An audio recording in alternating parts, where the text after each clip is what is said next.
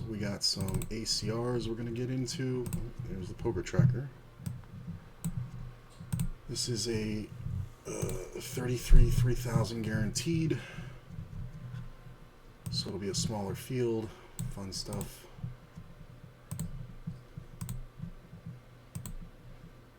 First prize will still be over $1,000 most likely. Let's start this up. Max hands, get hands. All right. And then there's the 7,500 guaranteed, one re-entry only. Progressive knockout 1650. It's a really good tournament. Only takes 500 to get the guarantee, so it won't be too big. And there was something else here. Oh yeah, in about 30 minutes there's the Hyper 10K. I thought there was another one. Oh yeah, there's this 5K going off, but I don't think I like it, honestly. Yeah, I think the next thing is going to be the Hyper. Maybe there's 2,500. What does that take? 2,500 divided by 15. 166. This top prize there, 500. That's not bad. Maybe we'll play that one too. So that and the Hyper in a little bit. I think that's it. This is going to be too small, this 6 max. Yeah, it's just not, it's not enough.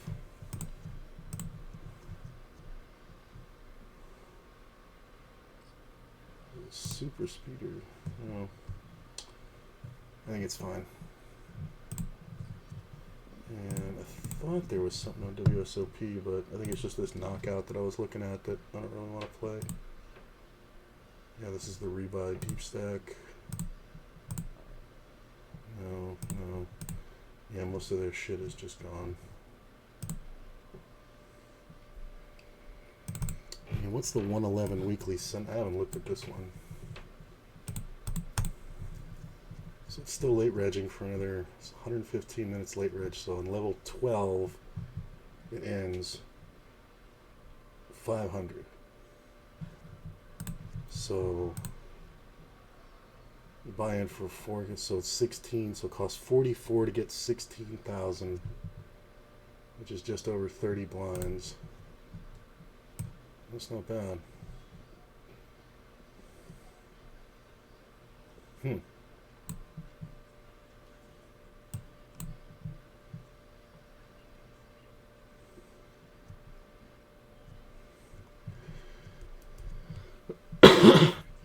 Also, no, wait, so you get 2,000,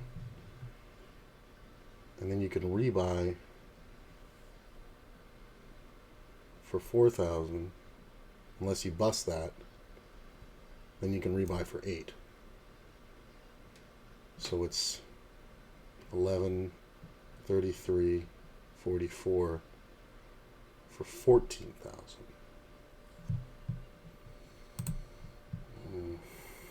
Coming in right here. 14,000, that's 28 blinds.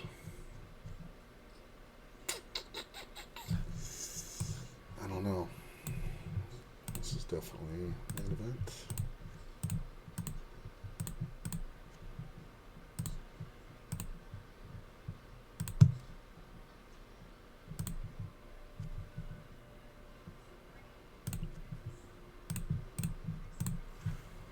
I don't know about this. Average is already over 13K. And if I come in with 14 and double fairly quickly, the levels are 10 minutes, so I have 30 minutes to double really to get me to reasonable. Yeah, I don't think I like it. It's just not. If I hadn't played the bigger buy-in today, maybe. But I don't want to throw that much out. Well, that's not bad.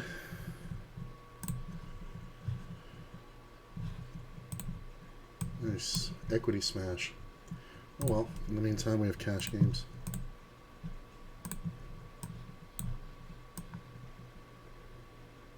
This is a progressive knockout. Single re-entry.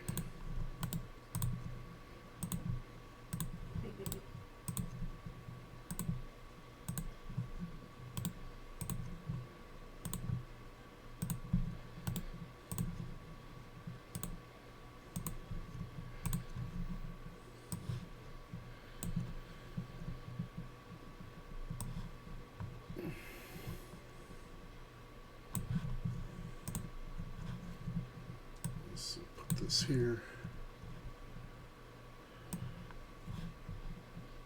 These two go off similarly.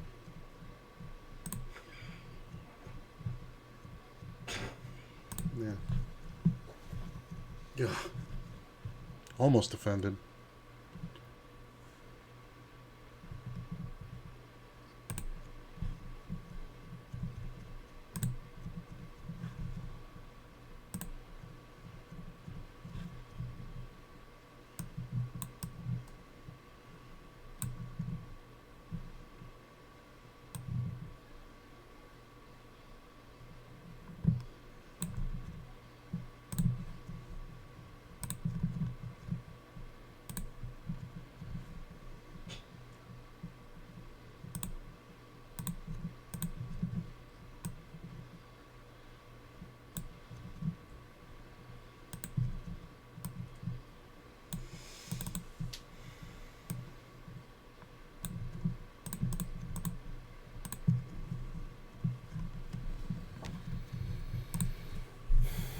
It's not bad.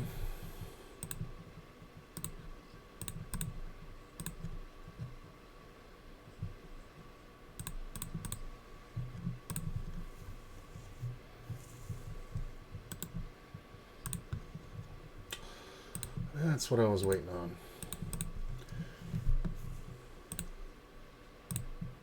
Oh, okay.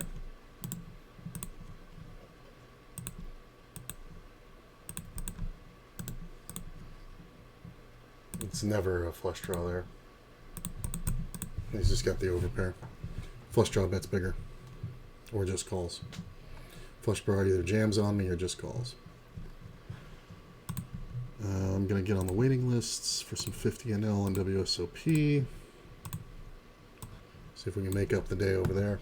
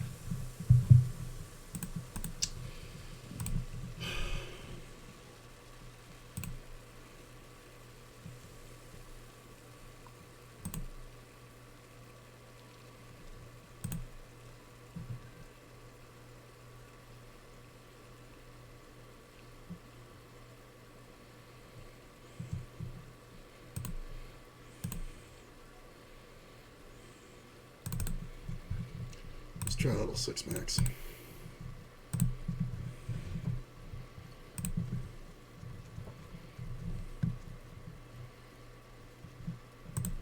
Oh, the 2 outa. And this guy's got a big old bounty. Or not a big old bounty, but small stack. I mean, it is a single re-entry, so if he jams, well, we're going to make it so if he jams over the top, we can rejam.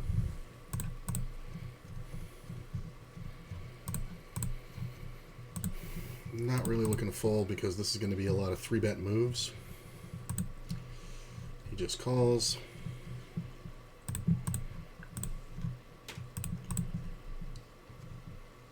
And we are going to call. Okay, sure. Ace, please. I don't get why he didn't just jam the whole fucking thing. But it's whatever.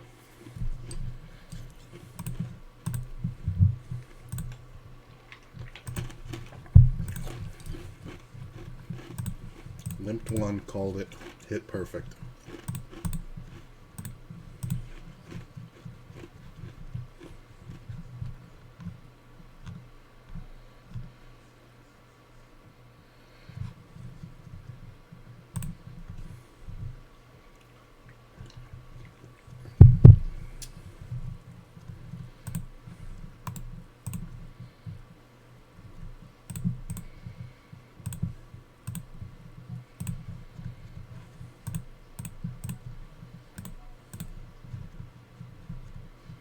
That's not bad.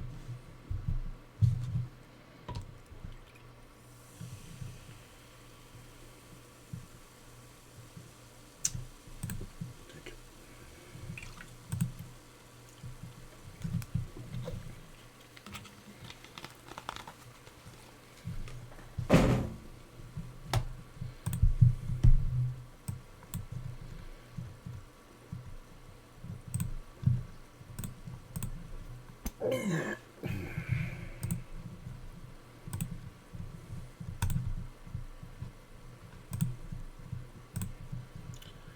Come on.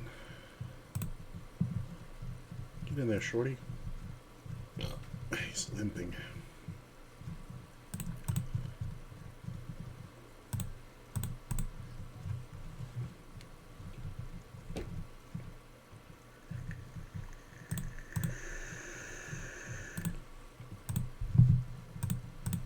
Me and you, buddy.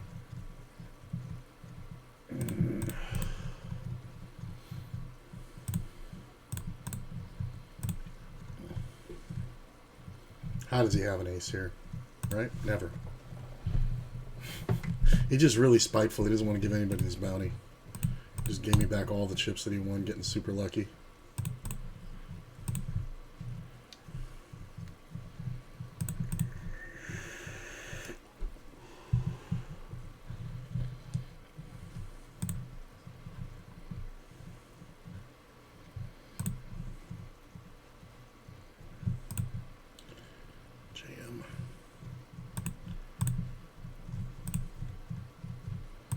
That's something.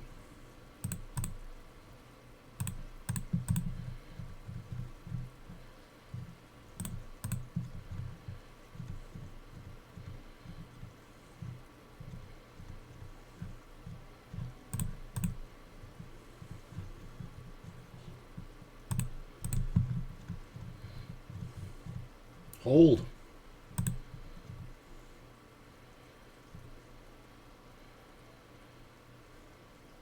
Nice.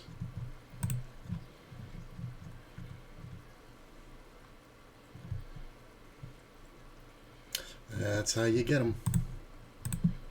Bye, buddy. Thanks for the booty.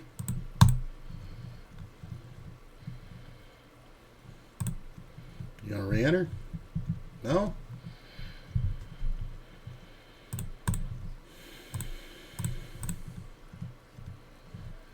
It's off to a good start over here.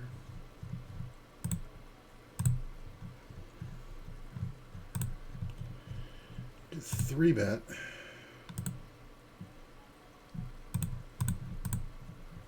kind of a big 3-bet. I'm going to let it go, plus these big stacks in here.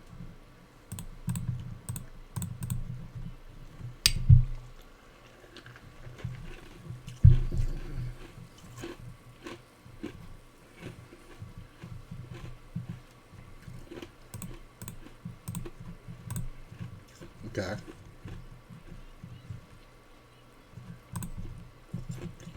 It's not bad.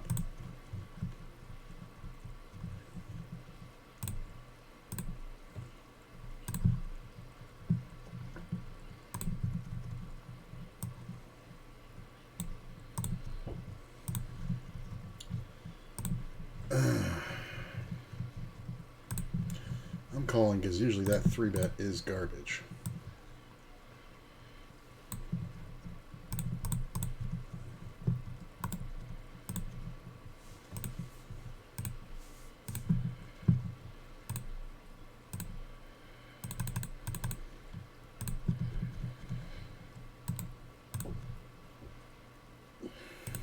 Oh, god damn it, I didn't mean to do that. Misclick.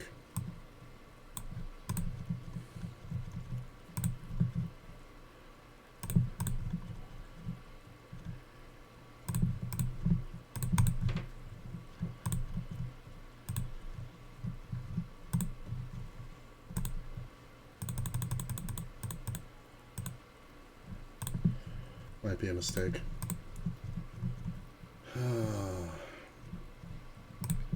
Misclick.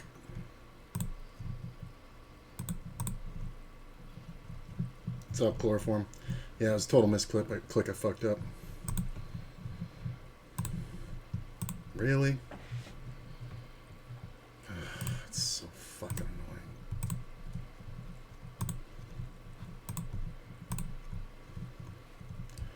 I knew it was probably a mistake.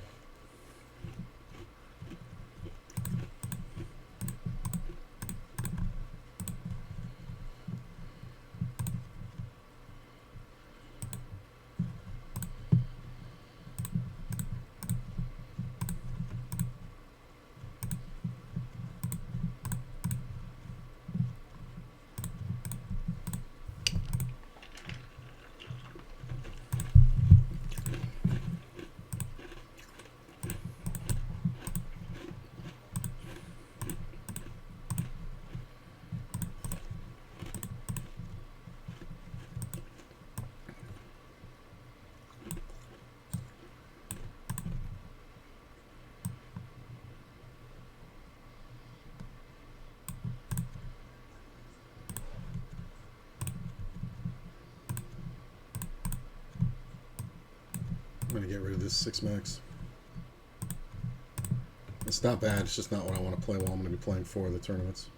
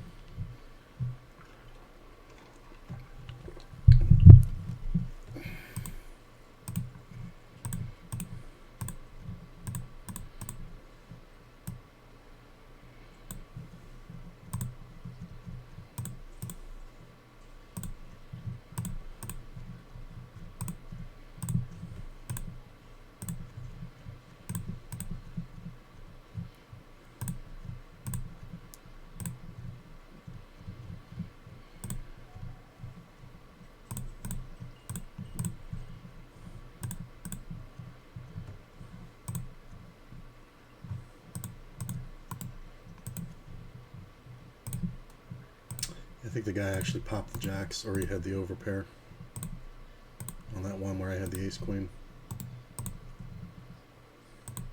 Because I was trying to make it seem like I had a jack, but after he calls and then goes for a river raise, he didn't care about if I have a jack, so he either had an overpair or he had a set of jacks. God, this fucking guy.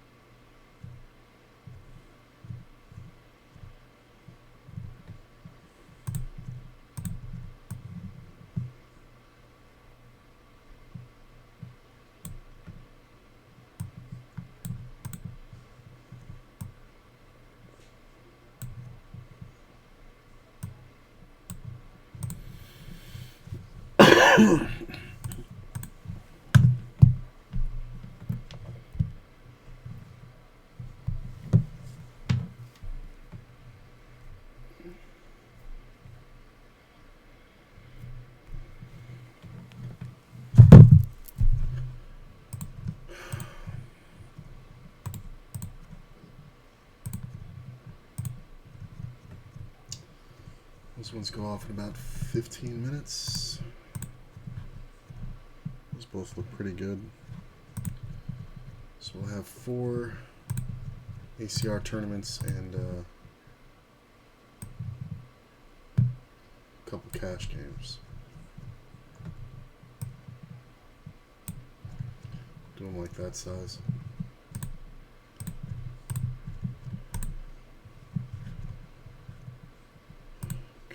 God, there's only 250 NLs going. This is fucking annoying.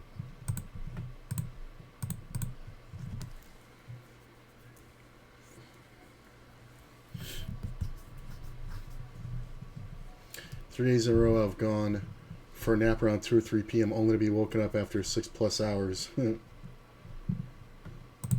Bar near me just installed an American-sized 8-ball table. So much easier than the English tables, and the pockets are huge. Yeah. It's funny because, you know, I was a pool player growing up, and I didn't know that less than 9 foot by 4.5 foot tables existed until I was already playing for 3 years, and pretty goddamn good at those. Like I remember I had won an 8-ball tournament at just about 15, and you know, versus all these other guys, and I just played more than they did, you know. So I was a kid, I had nothing else to focus on, you know. But these guys were in their 30s, so I won the 8-ball tournament, and then the next day somebody said, hey, we should go down to this other place, you know, they got another tournament down there too. And I was like, oh yeah, this would be great. I walked in, and the tables were bar box. They were 6 feet by 3 feet. And I was like, what the fuck is this? I'm like, is this for children? And one of the guys I remember made a joke, and he's like, you are a children. And I'm like, yeah, but fuck that. And he goes, no, dude. He's like, you're playing on the biggest tables there are. Hold. Nice. Sick double. But yeah, I learned how to play pool on 9.5 by 4.5 foot tables with half shimmed pockets. So the regular American pockets you see, they're about an inch smaller, an extra half inch on either side taken off. You couldn't push 2 balls through them. American size tables, the pockets are double the width of the pool ball. So you take 2 pool balls like that, you can push them into the pocket straight. Couldn't do that on the ones I learned on. It's actually not good to learn on that. I realized later it fucked me up. It left out a whole part of my game. And when the bar was bought, they removed the shims. And I learned about cheating pockets and taking wider angles and pocket speed and things like that. So I actually got better. But my shooting accuracy, which was probably smarter to get down when you were young, was much sharper than it could have been without those shims. And it's probably why I was beating those other guys. Was because they all played on tables that didn't have that, and then they came over to, you know, my place, you know, where I learned, and they were like, they couldn't make a ball. But yeah, it's a lot more fun. English is fun though, because English has even smaller pockets than the single shim, and smaller. The balls are smaller though too, so that's a big factor because you can't really wallop the English balls like you can the American version. You wallop the English ones, they take off. They're airborne. They bounce off the table very easily. They can hit a rail and just go straight up in the air. Bet. God, why the 6?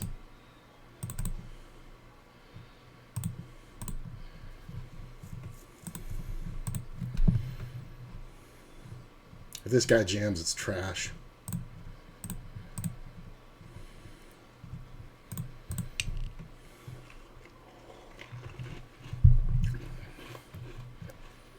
I mean, does this guy ever have 8s? Kinda.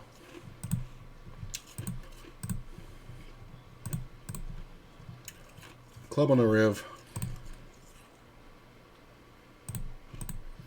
I'm going to take a shot. I have the ace of clubs in my hand.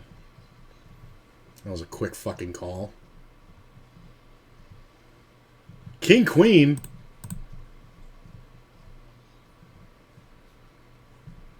Did he?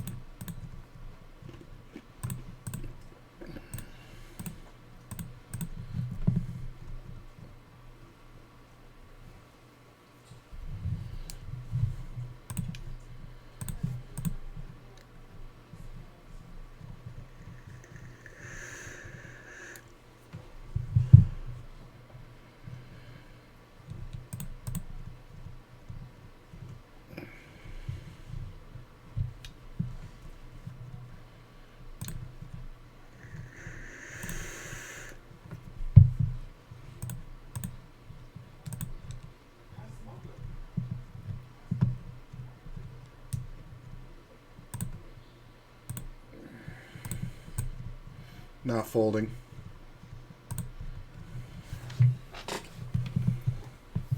Oh, the I just heard myself tell it. The wind up to that story, when I went to the place that had the smaller tables, was that I got to shoot one rack before my first match, and I won it 6-0. And I was the whole time I was looking at my friends and I was laughing. I was like, "This is a joke, man." I'm like, "What the fuck? These tables are fucking a piece of cake." And apparently I beat the guy who won the tournament 3 out of 5 times, or 3 out of 4 times a month that they held it the first match. So they started you out as a 6, meaning you had to win 6 games. So as soon as I beat him, they walked up and they said, "You're a 9." And I went, "What the fuck does that mean?" And I'm like, "You have to win 9 games from every match from here on out." And I ended up getting second place. It was so funny. It was funny, too, because I remember talking to the guy. He had some weird Italian name like Gino or Vinny or Gianni. That was it, Gianni. And he came up to me and he was like, "Man, you're really good," you know, blah, blah. He's like, "You got a table at home?" And I'm like, "No, man." I'm like, "I go to this pool hall and blah, blah." And these are all my buddies, you know, the guys who drove me there. And they were all eliminated from the tournament, you know, 1, 2, 3. Well, not 1, 2, 3. One of them got third. But I beat him. But, and I was like, "Yeah, they drove me down here to try this out. I'd never seen tables like this before." And he goes, "Yeah, they're pretty nice." I go, "Yeah, they're nice, but they're small." And he goes, "Oh, what do you play on, 8x4?" And I'm like, "I play on Gandy Big G's." And he's like, "Wait a minute." And he looked at the little magazine that they had that showed Gandy Big G's, and they were 9 feet by 4.5 feet, tournament style, standard with shim pockets, and 8-inch rails. And he was like, "These are what you play on." And I was like, "Yeah, there's a place in Coral Springs that has 30 of them." And he was, "Whoa." And he was just like, because they're very expensive at the time.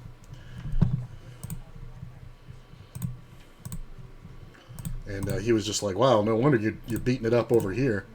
It was different, though, because you did have to be able to... I wasn't used to running into balls. So, like, I would break it open on the Gandys, and you'd maybe get 1 cluster, maybe 2, that you'd have to negotiate.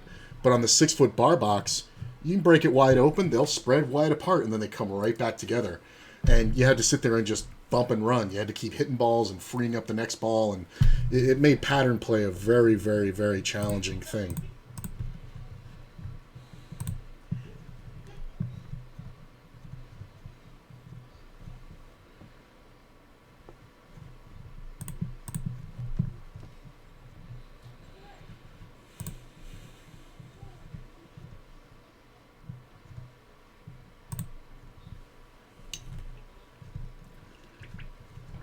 Okay, so this goes off in about 7 minutes.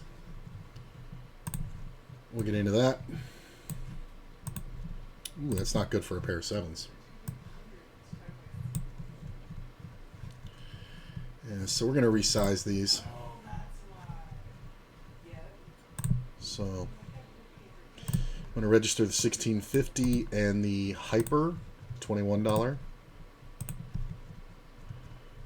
And those will go off in just a few minutes. Got to admit, I don't feel 100%. The meds have got me, I feel very warm all over. Not like in a good way either. Like, I don't feel hot, but I can feel my internal temperature because of the steroid.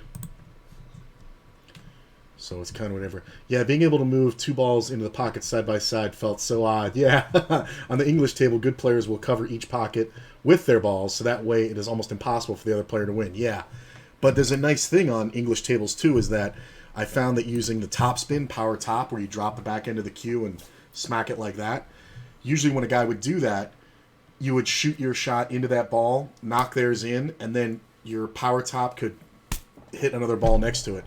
So a lot of times you end up shooting a carom shot with power follow to hit your ball, make theirs, and then swoop around and knock yours in. I figured that out once at an English table down in Miami, playing. I think these guys were old guys playing one pocket, and I saw them do it to score 2 points at once or move a ball towards their pocket after pocketing.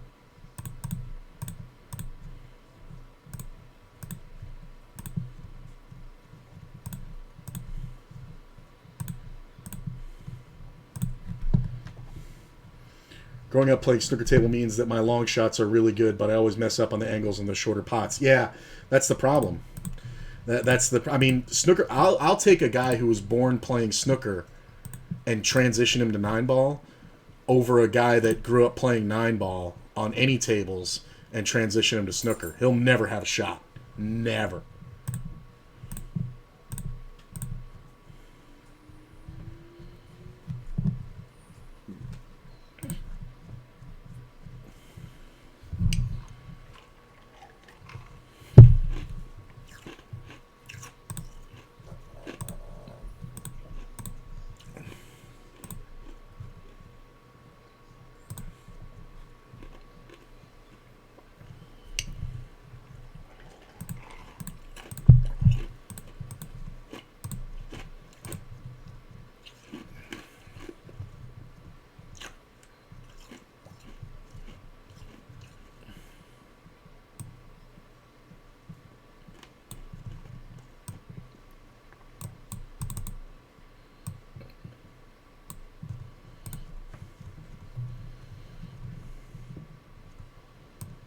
I guess we can do them up like these, and I can have the other three over here.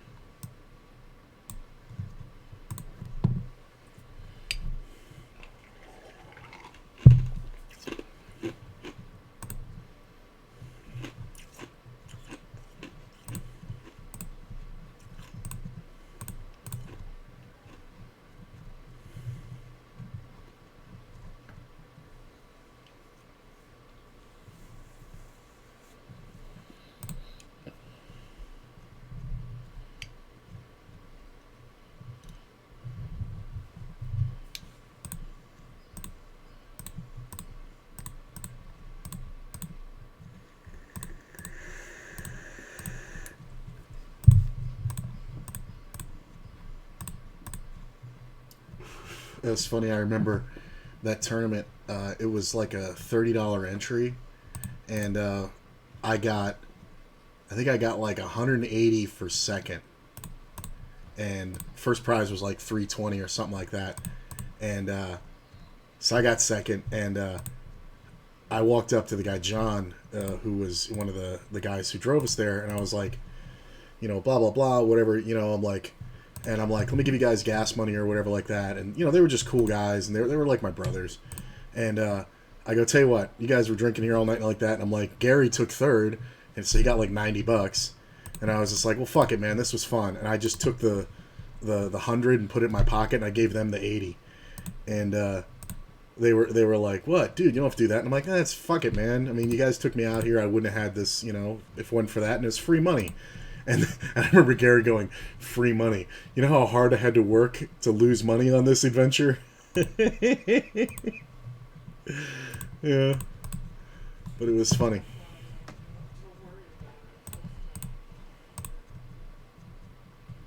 So this is kind of interesting.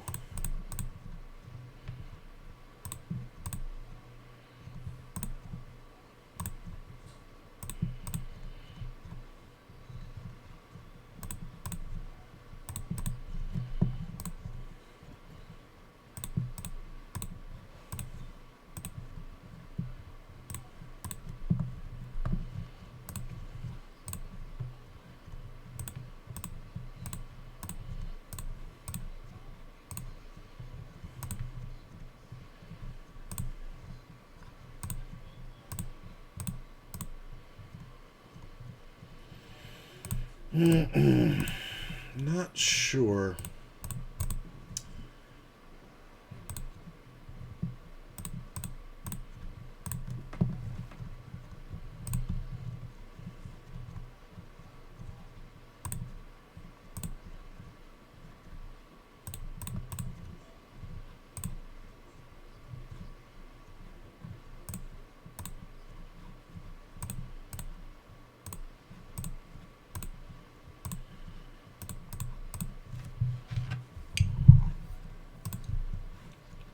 Minute and these other tournaments are started. This is a stupid little... This is how players get bled down, is these stupid little bink bets. Look at this. All the outs in the world. No shot. Versus pocket threes.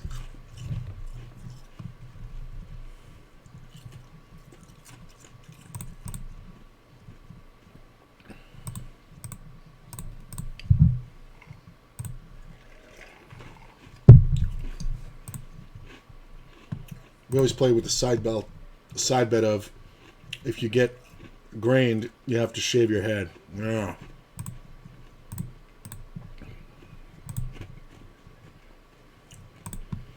It's funny. Only happened once in the past 4 years. Is that the term for, is this loose? Not for a Sunday. Usually this is not my opening range here, but it's a Sunday and I don't know half these guys. So I think it's fine. Grained means like scumped, right? Like nobody scores a point.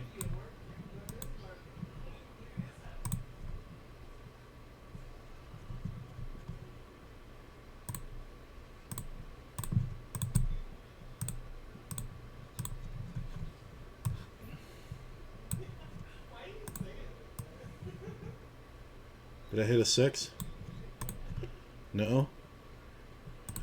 I'll check that back. It makes it less chance that he has a 10, but he can also still have sets.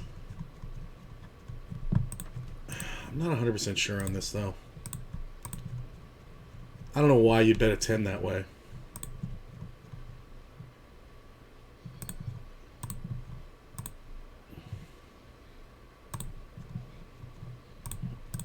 Jacks. Yeah, that's the other thought that was in my head.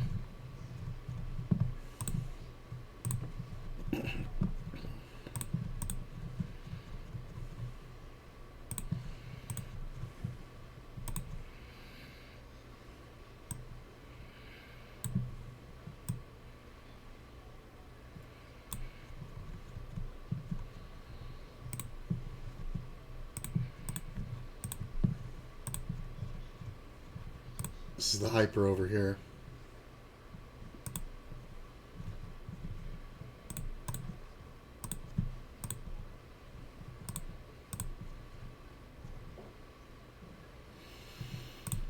That says hyper to me.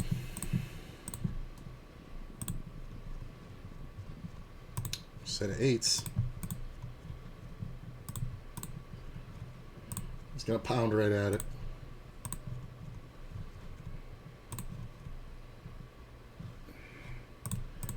I mean, did this guy really flop the flush? Am I supposed to believe that? I'm not folding. I mean, there's these guys are gonna do crazy shit, and it's a fucking Sunday. Nice, hold that shit. Fucking pair the board. Thank you very much. Knockout. Boom. 34K. Woo. I don't know why the other guy was calling. That's kind of hilarious. God damn it. God damn it. Stop doing that. Fucking Windows 11. I guess these two are most like the same, so I'll put it like that. This will be the hyper over here.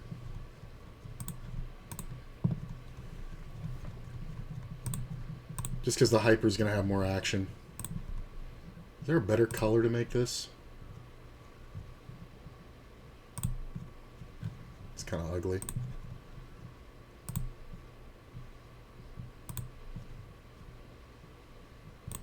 No, That's my that's my bubble thing.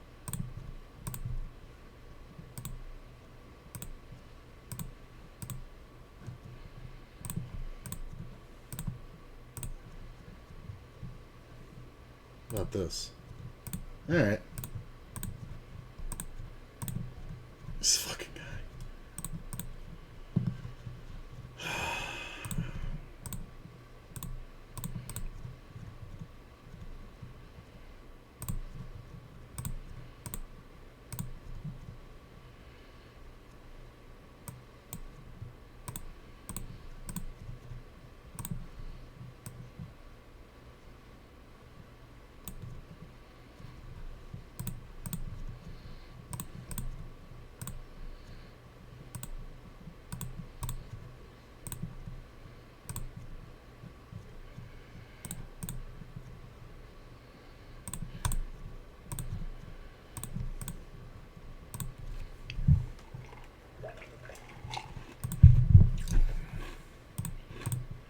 I think we just check here. It's fine.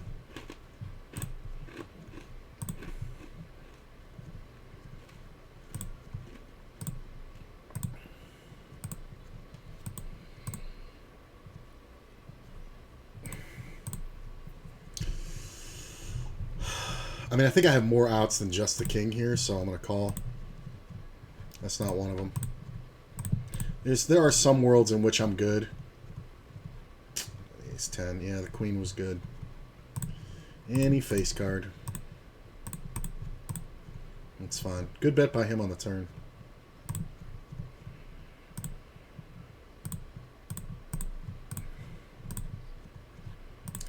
We got 133. Yeah, this one goes up quick.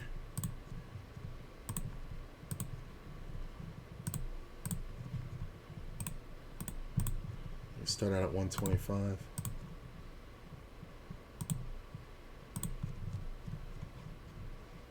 Grained is probably a billiard term, basically when you lose without scoring a single point. Yeah. No, I figured. In context, it made sense.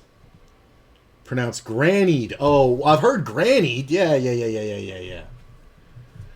Oh, I thought it was grained. I read it wrong. That was my dyslexia. Yeah. As in a grandparent. Not sure if they call them the same thing in the U.S. You know, it's funny enough. I knew the term grannied, but we just call it... He eventually it turned into, he said, you made him your grandmother. Because there was a guy who was from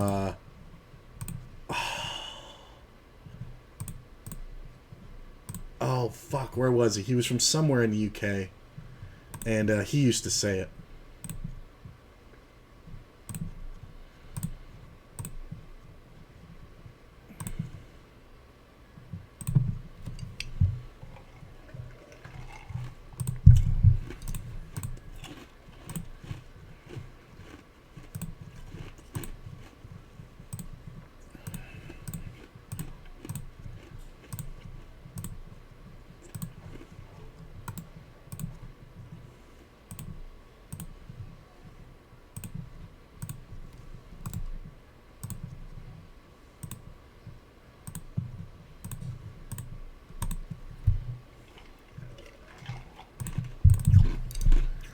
Okay. Not bad.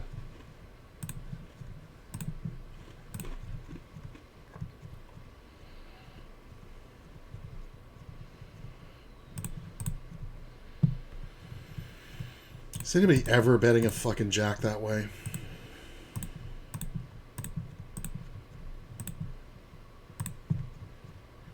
Would be very mean if you had to shave your head and you couldn't do anything about it. I saw one bet like that go down. It's funny because it's always the shaved head. Look at this fucking idiot. He's going off with a king. Yeah, there it is. Ace jack, 10 jack. Look at that. Ace would have been no good. Way to bet, man. You killed your action. The other guy actually had 10 jack. I mean, if you're going to bet a jack, that's the jack you want to bet. Plus, it was a four-way pot. There was a lot of draws out there. I could see it. I mean, it's not the greatest play, but I can see it.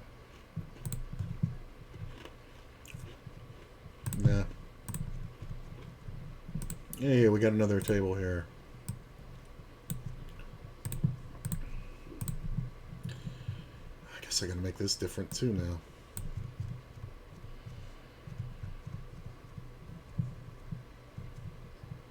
I guess we move this one over.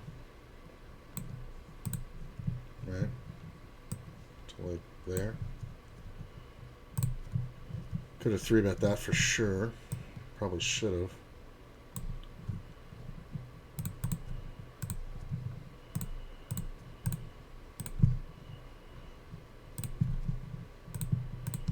I shouldn't be up against any really strong hands. There can be some draws out here like 9-10. But that should be an easy takedown. Alright, this isn't too bad. Does that look too weird? Yeah, it looks alright. Maybe I can move this up a little. So we can always see if I have action or something. Move it up like that. Yeah, that way we can always see. Alright.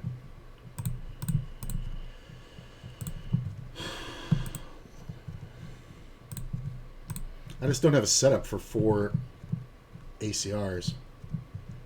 Because I want to make this one bigger.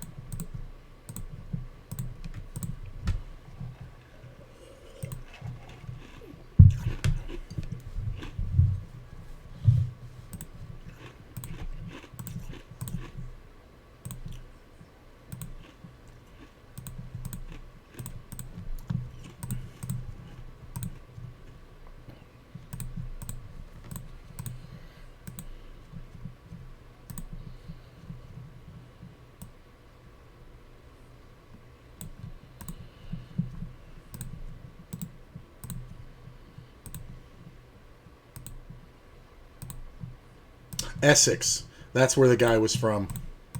I can't remember his name, but he used to always tell us he was from Essex. Which I remember I had to say, where's that? And he said, it's UK. I was like, alright.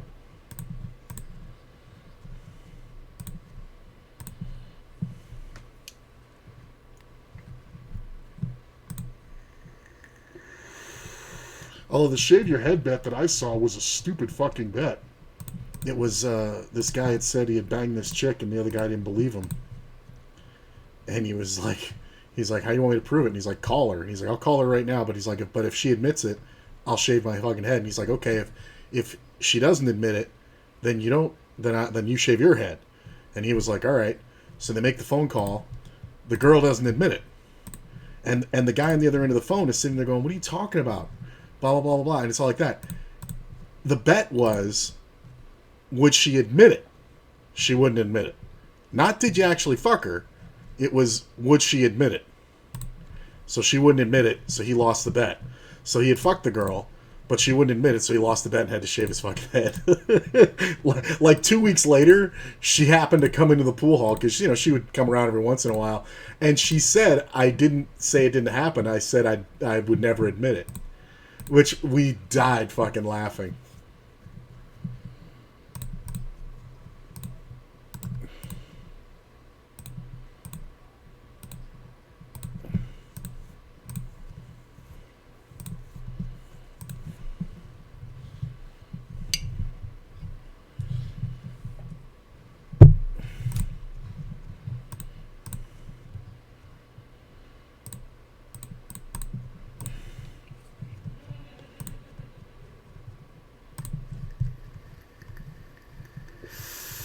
They're all coming after the short stack and the big blind. That's not bad.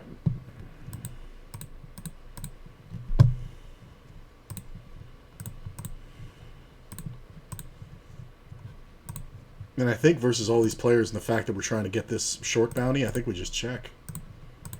Definitely don't fold depending on how big the bet is. I think that's small enough. I mean, I'm pretty sure a jack or a 10 is still good for me here. If this player jams, it kind of sucks because I'm going to get rejammed on by something strong. But if he's just got to draw like 8-10 or 6-8, he's just going to call. Alright, well now we're priced in. I think I just need one pair. Like, I don't know what his motivation is to bet unless he's just got a monster. He's blocker betting. And I think I have to call. I'm not going to bluff him. None of the draws got there except for 5-6. He can have it. He's got like 2 pair. Top pair.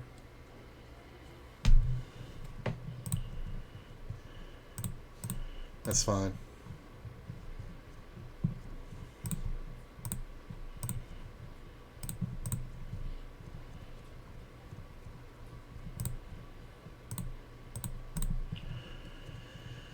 I don't think we're folding at this point. Yeah, I saw that coming. This player's been all in a few times extra. Nice, hold. Hold, please. Jack? Okay. 10. 6 will do. I'm coming back to mommy's bed. What's the matter? Coming back in here to mommy's bed. Okay. Sarge, we were in daddy's bed. Oh. How'd that work out?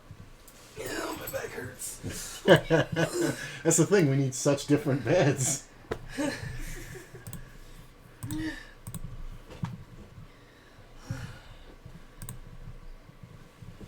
She was like, told you, should have just stayed right here. Right? The fuck? I make him put down pillows for me when I get on that fucking thing. He's judging you. Look at him. He's so judging me right now. Schmuck. I don't know how he sleeps on that thing. Me either. But I had to go in there to talk to my boyfriend. Ugh. His same talking about everything yourself. Talking about the same shit every goddamn phone call. Is he gonna get the, do you ever shut the fuck up? I don't think he'll ever get that. He just always talks about the same thing, but he doesn't talk a lot. No, he talks a lot. Look at this flop. Jesus. Who did I just say that to? I just said that to someone though. It was some extracurricular. I was like, can you just shut up? Like, just. Have a setup for 6 tables max. Rarely go above 4, but you can't get too tilted dealing with them stacked. I can, you guys have seen I do 9 at a time, but it's just playing ACR tournaments because of the way that the graphic is. I just kind of want to keep them to a certain minimum size. Otherwise, they don't really show up well on the VOD. There's no action to be had here.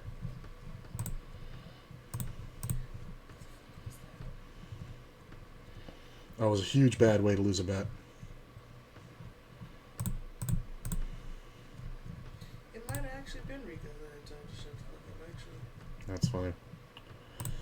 Well, I'm going to 3-bet this. Not always advisable, but I think it's fine.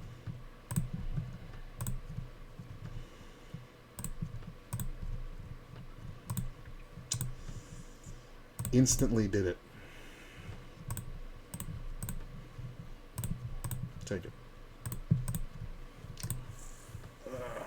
Coming out at first, he can have nothing or everything, so. And I'm going to rejam ace king on him, so. Queens are in that realm that he's going to 4-bet.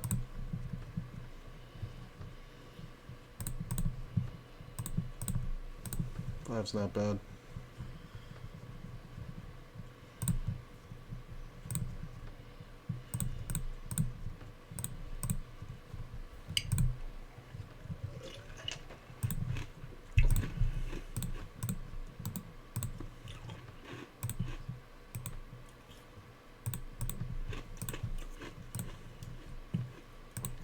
This is weird. Yeah, felt like something weird was going on there. What the fuck are you calling with? 8-9 of diamonds, called it with an 8 on the river? Should I have more than that and knew to fold?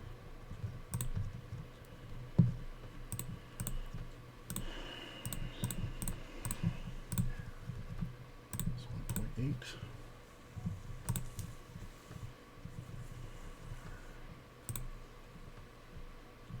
Check it back. You can definitely have 7s or 6s or 3s. I think we go for small value in case he has like 9s or something. Nah, I don't know what he had. Doesn't really matter.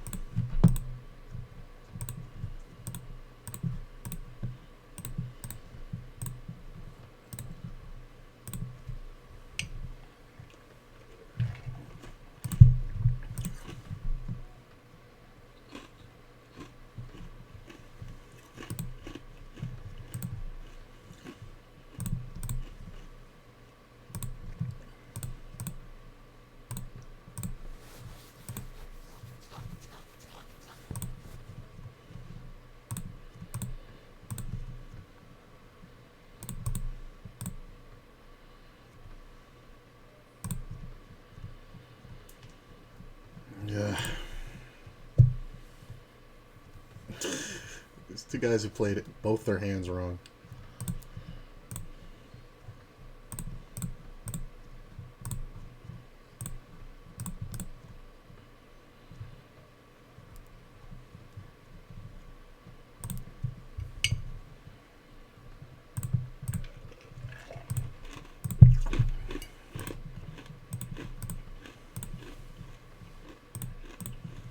Also, oyster crackers.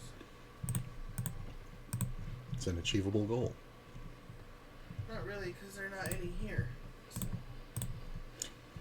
But they exist in the world. Yeah, but they're not any here, so it's not If they were in the kitchen, you'd still be saying that. They're not in here. Someone has to go get them for me. Lord knows I'm not going to do it. I'm just going to bitch about it. Can you go back to being sick? Oh my god.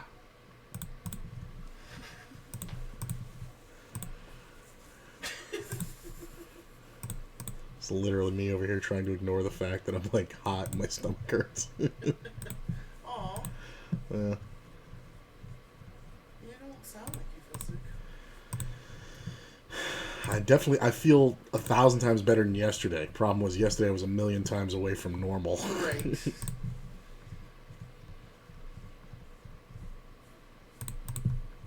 He's got a better jackets, whatever, yeah. Just love how people just defend anything. Of course there's an ace out there, so short stack can never fold an ace.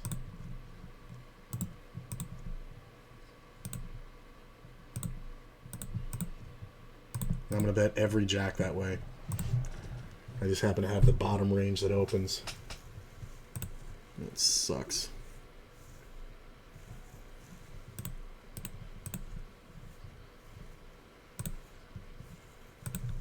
Alright. We just try to get him to put all the money in. He's got 25 blinds. Jesus. That's what I'm talking about. That has so much bass in it. Yep.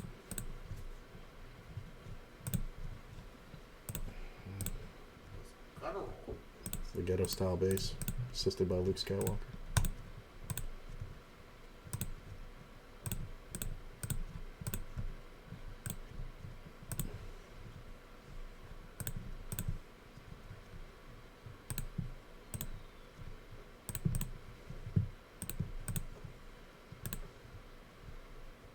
So the sneaker ball party? Hmm. It's at the base. Where is that? Dallas Air Force Base? Oh! I thought there was a club called The Base.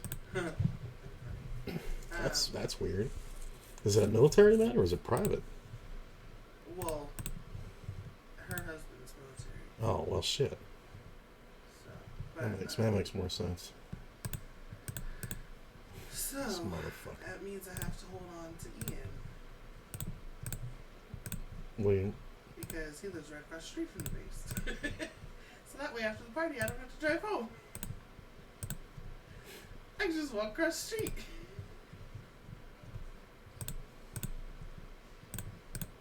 With your lumbering drunk ass. So that means I really can't actually see him anymore until then, because the more you see him, the more chances of them fucking up before that time. Yep. You know what they say? 1 to tango.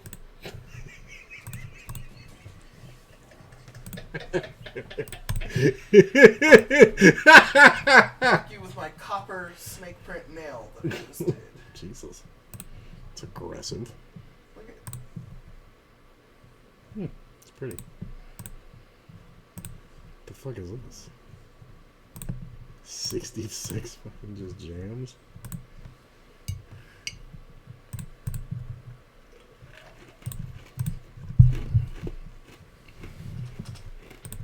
fuck you for that comment. No, it's funny though.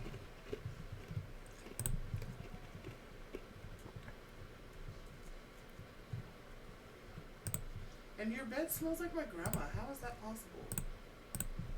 I laid down in your bed and it was It just smells like blunts, that's why. It does not smell like my grandma never smelled like blunts. I just washed the shit like bedding and stuff like last week. Or not even that, like 2 days ago.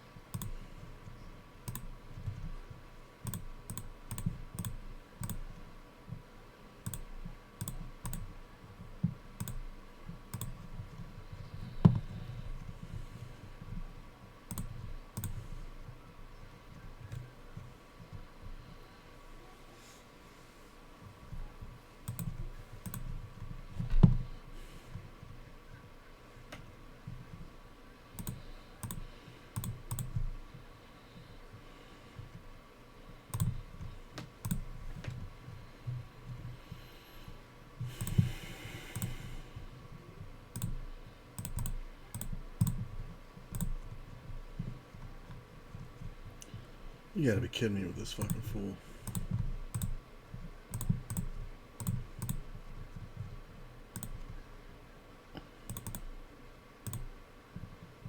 I know they're drawing.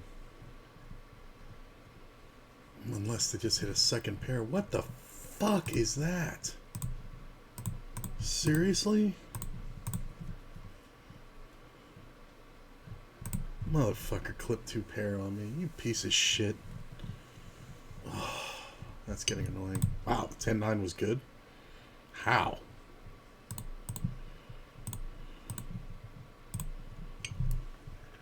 Nine nine 7 7 7 8. That's hilarious.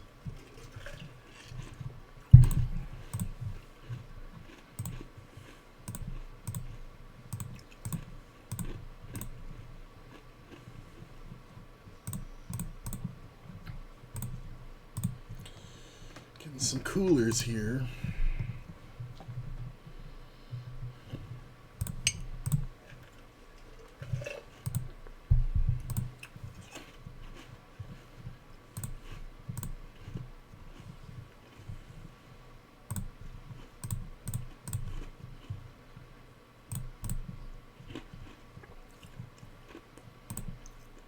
Still got 27K in that one. I didn't realize how good I was doing.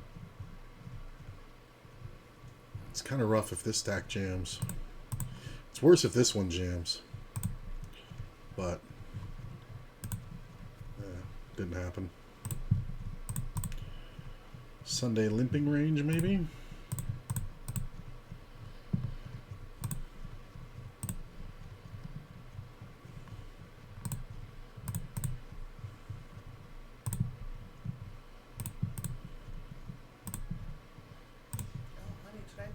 Ashley's pregnant? No. You didn't, when, She sent me the pictures of the ultrasound yesterday. weren't you? You were just, yeah. I told her, I was like, I literally told Kim before Kim left that you were pregnant and didn't know it. She's like, holy shit. Yeah, she's like 10 weeks. That's crazy. I knew it.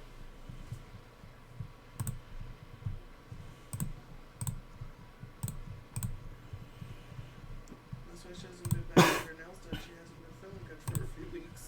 I ain't gonna lie.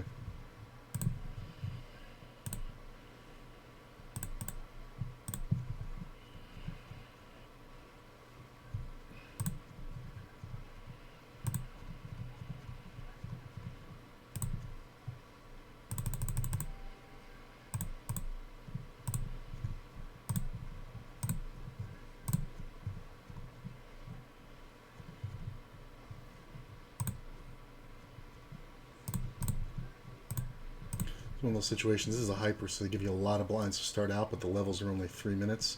So there's not much point in 3-betting a pair of 10s here. Like if we were both at like 60 blinds, then yeah. But this is really kind of pointless to 3-bet in that scenario.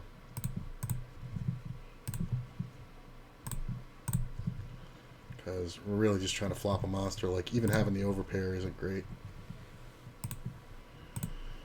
I mean, it's better than, you know, there being an ace out there, but it's a 5-way pot, so we're going to have to bet fairly big if he doesn't c-bet.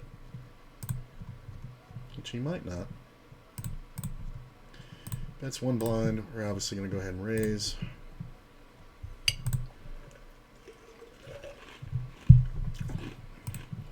Going to have to bet the turn. I mean, there's only 2 combos of ace-4 suited left, so not likely. This player calling might slow him down. Jack on the turn, not great. Because it's very unbelievable that I would have queens. That call, that's the problem. Happily give up the overpair now. Checks it.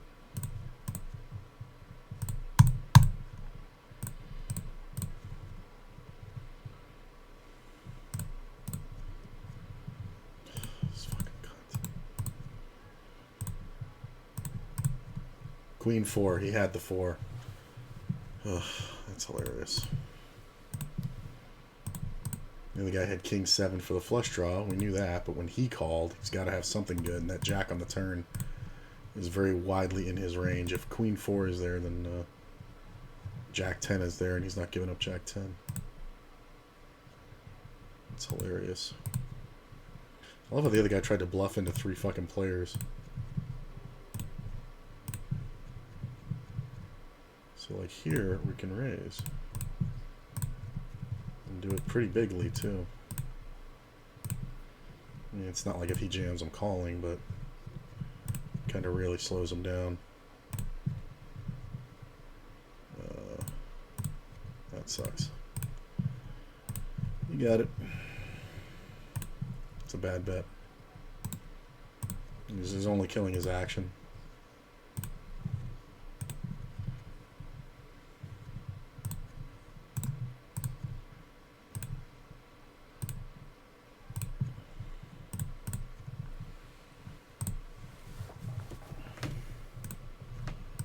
You know what? I just don't like the way this table looks. It's giving me a headache.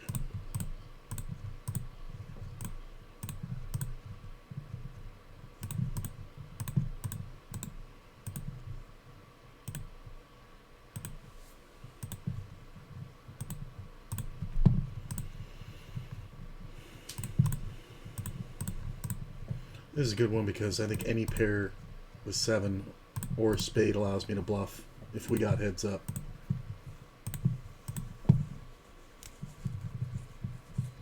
It's kind of a large bet.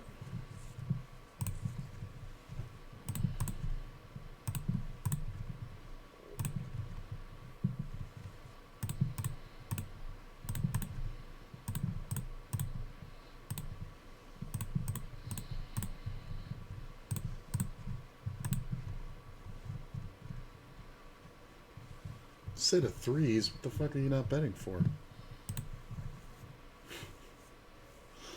That's hilarious. Original opener is 7-8. This is why I'm saying 3 betting doesn't do any good. Because these players just have too many fucking chips. Now that I know that about you, we'll play a little bit wider.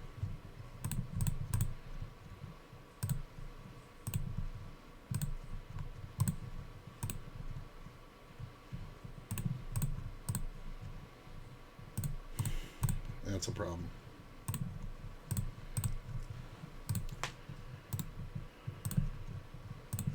Defend.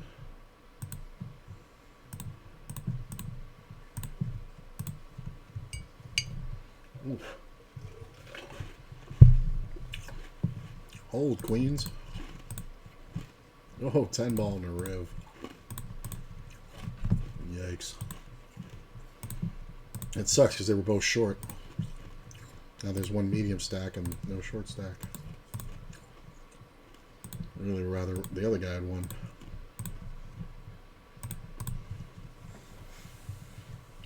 Tighten up these ranges, man. It's fucking Sunday.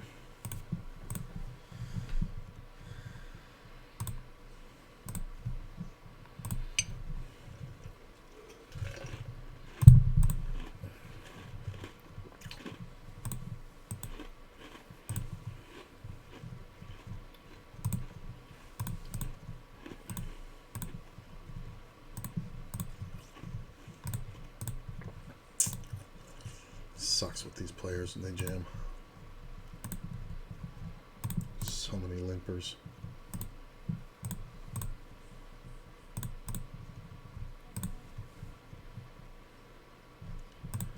That's ridiculous. It's always a pair. It's like 10s plus.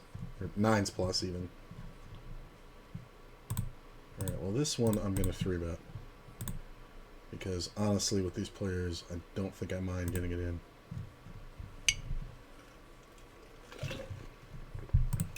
I don't think re-entering is bad either because you get 50k. Worst fucking flop ever. Why are you cold calling?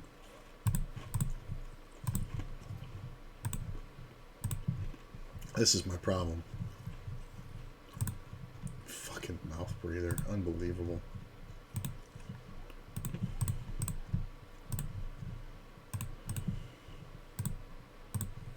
Zero point in fucking betting.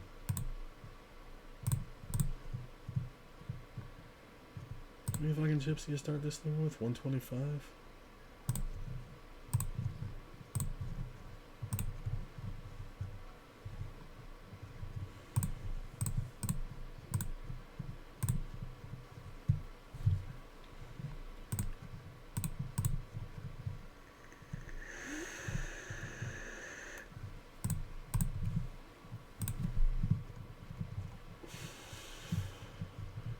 Can't ever fold at this price. Can't hit a fucking flop either.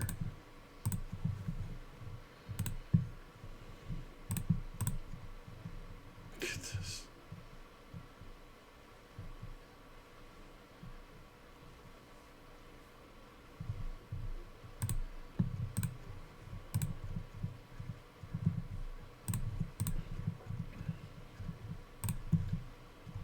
$14 into $24. I mean, you need a pair.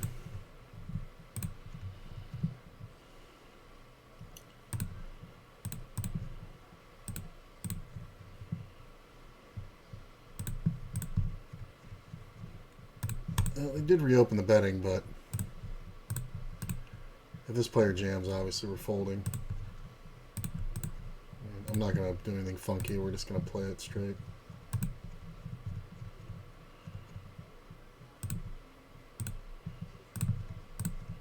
You can have it. You should have all kings. Yeah, queen 10's fine. I'd be drawing about the same. Really?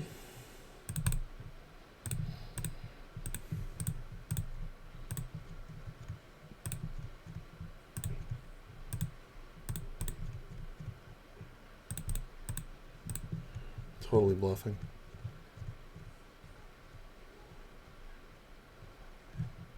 Yep, because you don't know where the ace is, do you? Fucking guy is ridiculous. You just have to fire at him 3 fucking times every fucking pot. And he's still continuing the same way. I mean, it's working for me because I'm giving him the small ones, but then I'm just firing off on the big ones.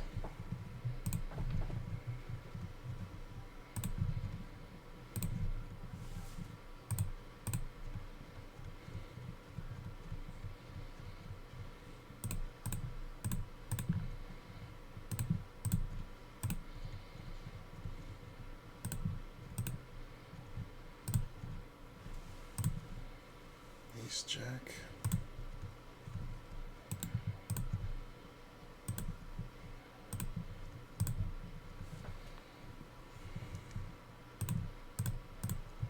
This player is such fucking trash. I don't want to 3-bet because of the big stack and the big blind. God. Can't just put the fucking ace out there.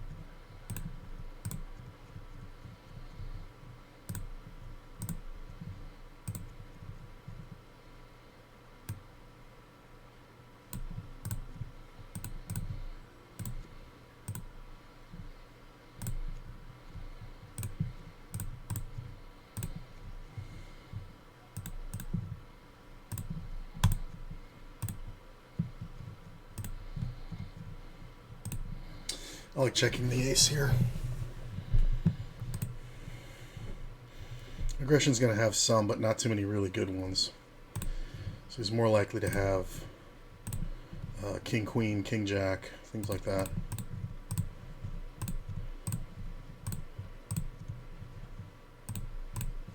And when we bet the river like that, it can look defensive.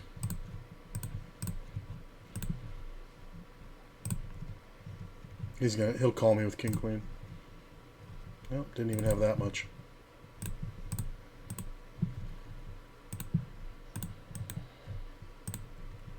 Probably got ace 10 or something. I mean, you can just take it, man. It's yours. It's fine. I don't have it. Like, he didn't need to bet. Like, I think he was betting ace high, honestly, but his ace high is better than mine. Because there's no other hand that's going to check that whole way unless he flopped the absolute monster like a set or something. There's just no reason to check the whole way, but ace 10...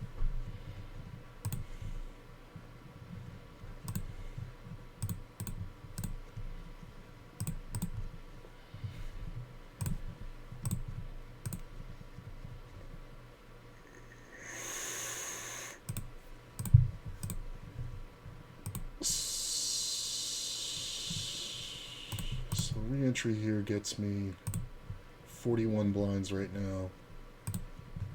And the blind's going to go up by 500.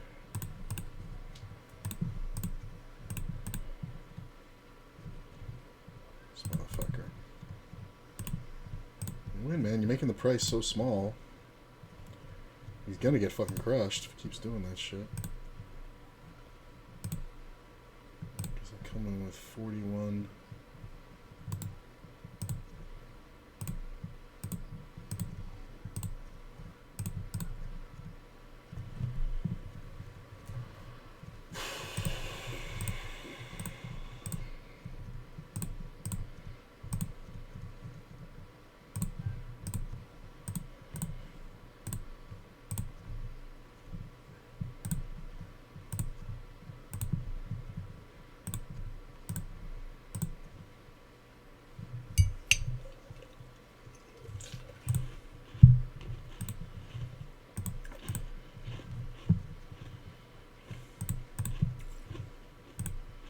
$20 blinds.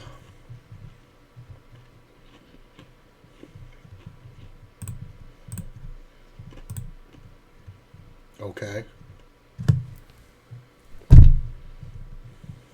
Oh, even better.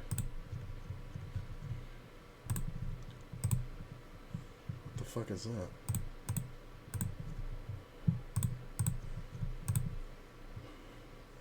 Guy's 38 blinds, calls off a 20, cold call. Queen's ace queen. Oh, look at this. Here's my 4 on the riv. Eh.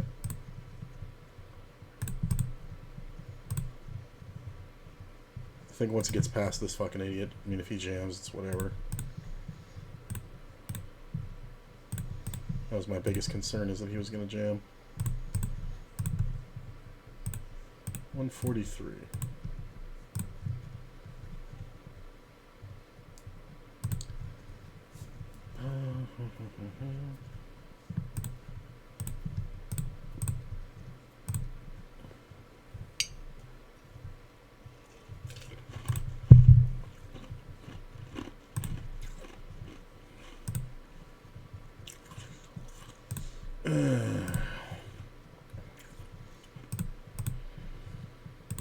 Yep.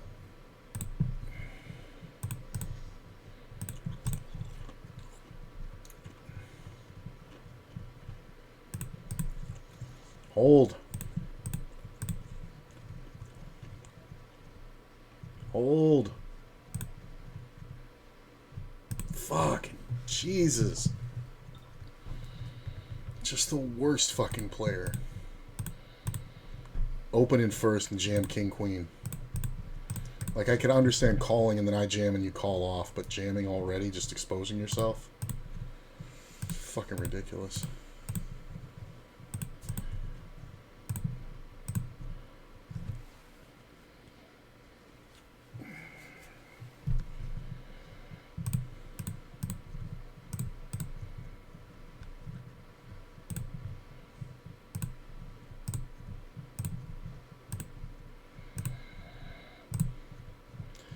Kind of sucks when this guy jams. I mean, if he jams and he folds, I have to call.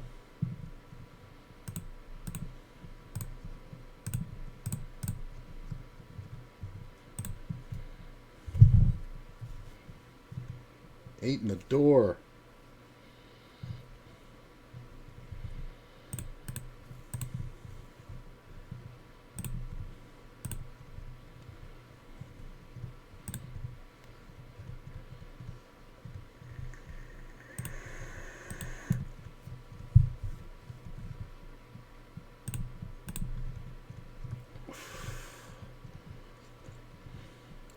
I don't know what that is, but Cadillacs behind might do something goofy sometimes.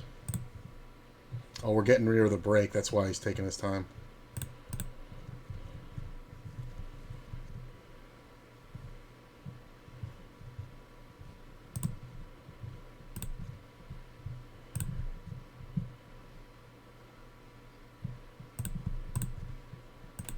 Yeah.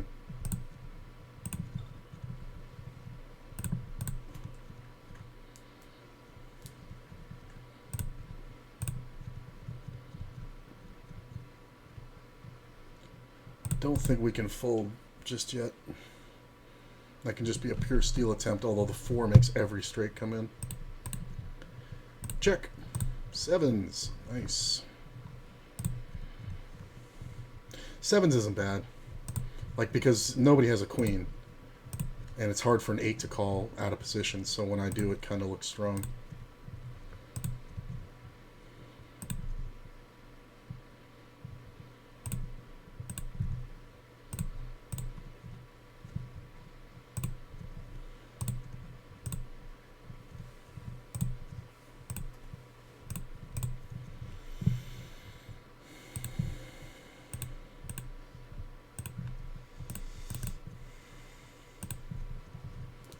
Alright. Going on break. I'll be right back.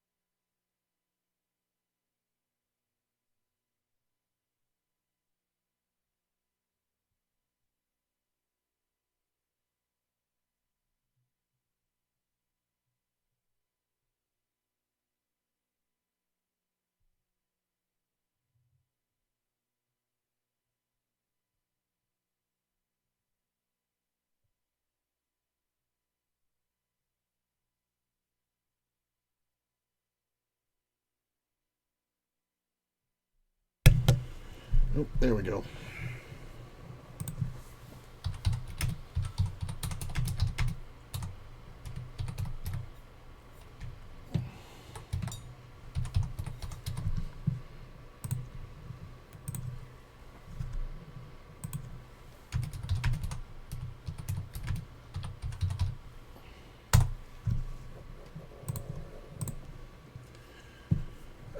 What could you possibly be thinking about? This is the flop bet of 50% pot.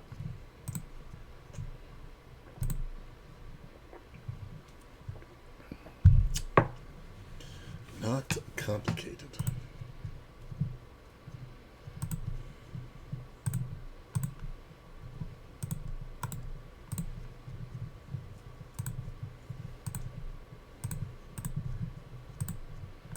God, tell me you got disconnected or something.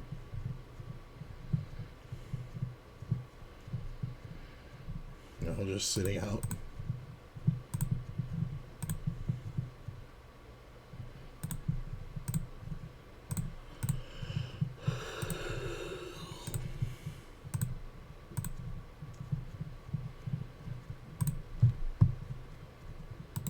Gotta move tables. That sucks.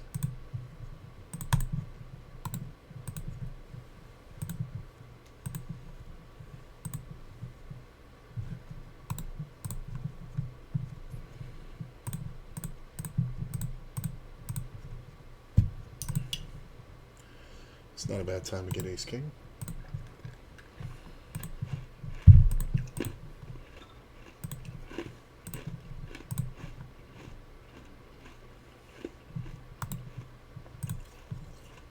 Big stack, big open.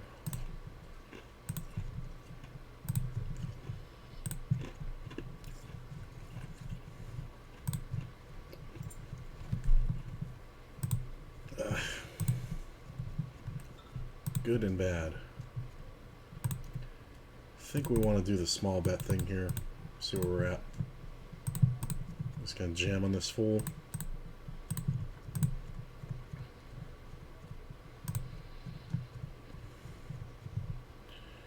Broke hustler. 3 betting. Okay.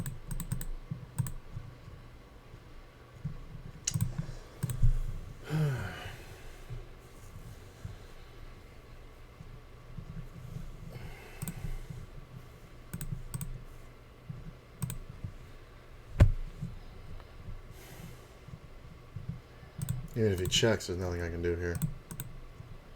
Fucking lucky shit. 3 betting all pairs, 3 betting all ace kings. After I saw the flop, I wish I had jammed it, but I would have lost on the turn. So, saved money. He's just the worst, too. It's like king queen every time. With no call, he's putting in squeezes with no squeeze. Like king queen from the small blind is not a 3 bet unless it's been raised and called. Then you can play the squeeze. That's the perfect hand for it. But this guy's up to 37 now, just jamming that king queen all day. Can't seem to lose with it. But like when I just open and you have king queen there, 3 betting that is not a good idea. Just electing to be out of position with a hand that's going to be dominated pretty much every time. Then he got lucky. When the ace comes off, I feel like he had ace queen because his standard c bet was there, but he's not betting a king like that, so I can't give him credit for ace king, honestly. I've seen him play that hand the opposite way. That one he's not supposed to raise, but like has a real problem with keeping those ranges closed. It's just annoying.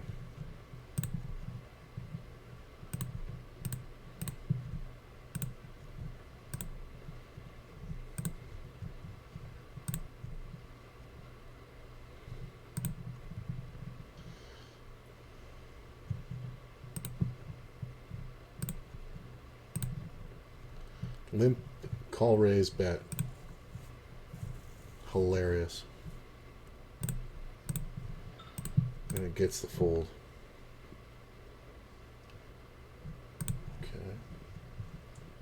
This fucking guy with his small 3-bets every fucking time. He's just got a 3-better fold motto going, but he doesn't realize these minuscule 3-bets don't help him. Ace in the door.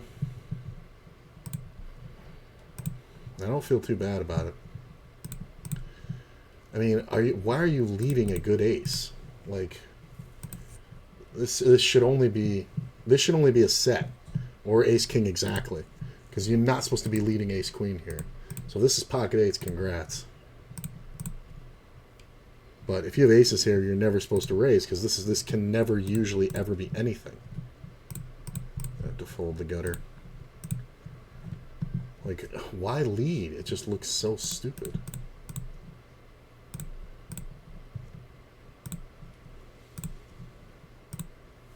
Fucking call him in, re-raise, and then donk lead. And then this guy playing it even worse. I mean, unless he had exactly ace-king, there's no hand he should have raised.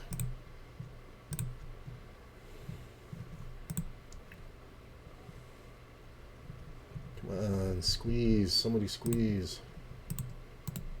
The perfect setup. Nobody's gonna fucking squeeze. Come on, big blind. Jam spot. Well, I'm just gonna bet big and hope nobody has a set. I think 7 will do. I don't think ace jack folds. I think this player with ace jack or king jack jams. Jack 10 might go ape shit. I mean, if you got a good slice, you got to kind of put me in, because I'm looking like I'm going to jam the turn. And I'm definitely going to jam that turn.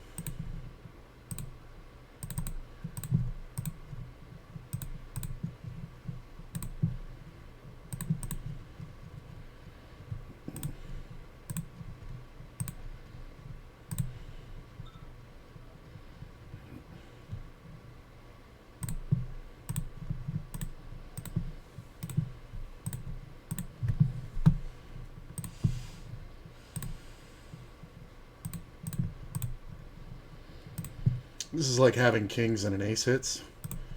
I'm checking to make it look kind of weird. Are you fucking crazy killing me with this fucking guy? Like, you can't seriously be doing this with air. You can't seriously be doing this with air.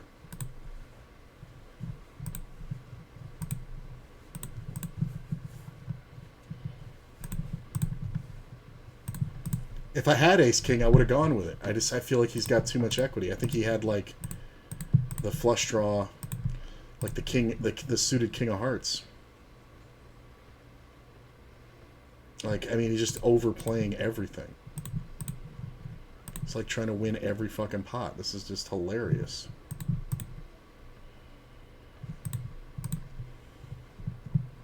What is with this?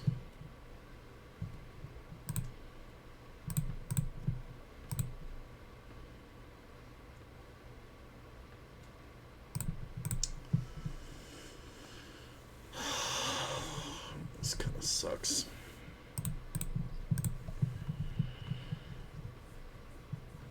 It's this fucking guy. 3-betting 23%.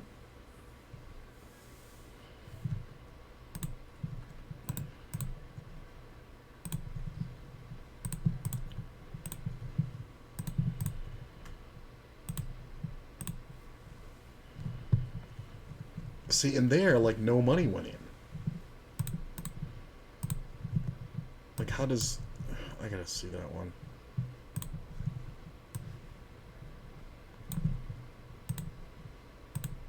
So he defended. Calls the full pot bet. Raises when on the 2 pair. And then they both go check, check on the river. Oh my god.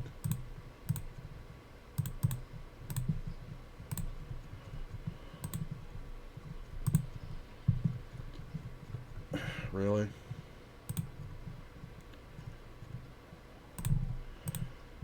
I'm going to check just because if he's on a flush draw, I want to get bluffed at. And if he's got a value hand, I don't want to get owned.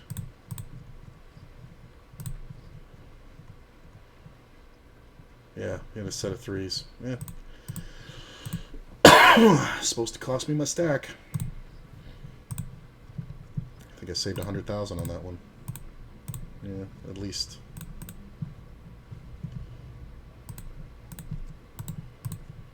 Like if I bet again and he jams, like what can I do?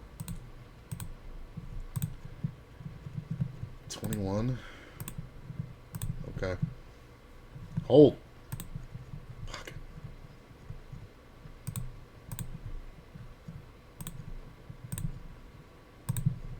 Unreal.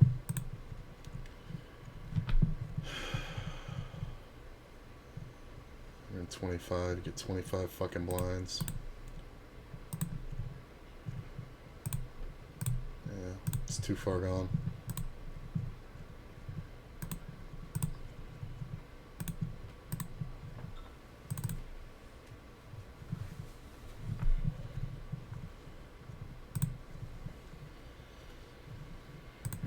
Sundays are frustrating.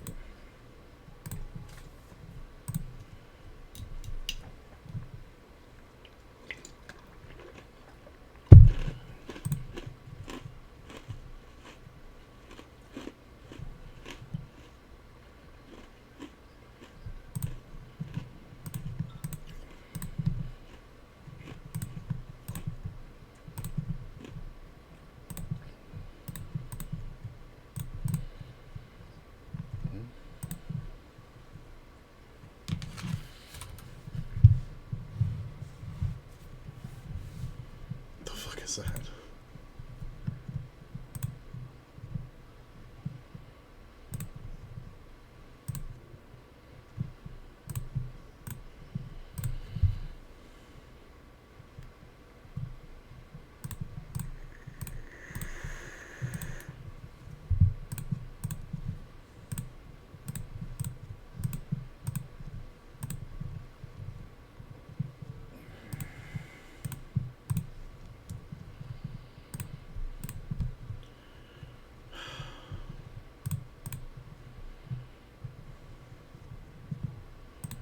I'm not wrong on my ranges on him. Just gotta hit a fucking hand.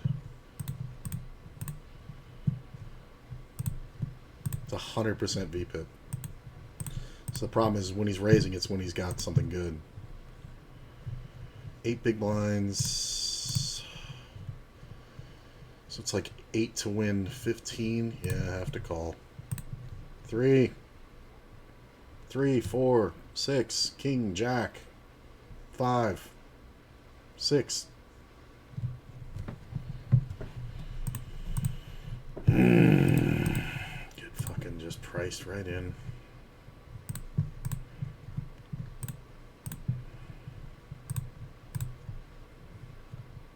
Even if he shows me his hand, I can't fold there. King 3 good enough. Come on, 60-40. Nope. Dead. Just drawing dead. I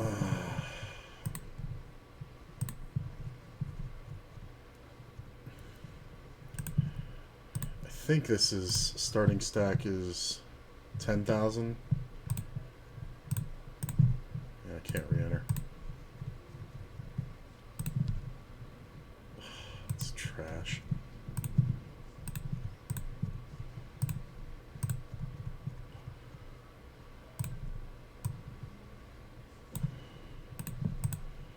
Bluff the river.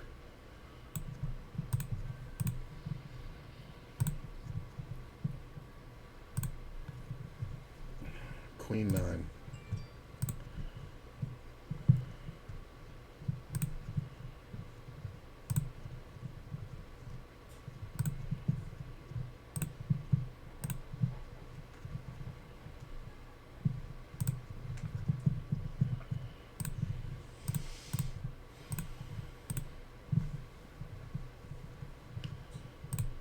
James 14, 145. I have the average.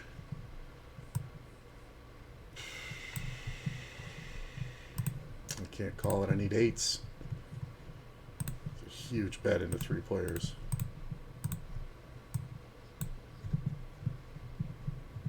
Glad I folded.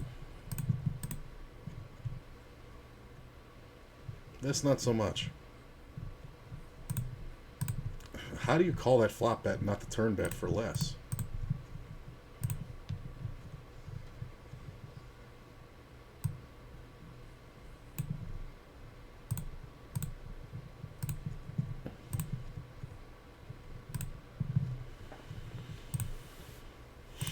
No.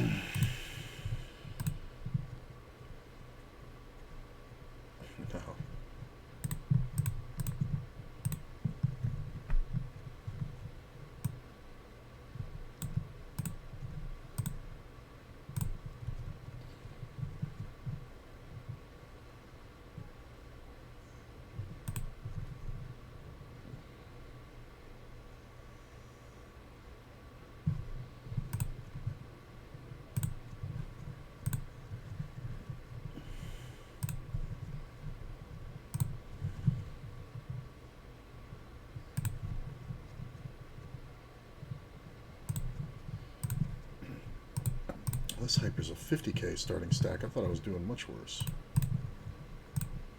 This isn't bad at all then.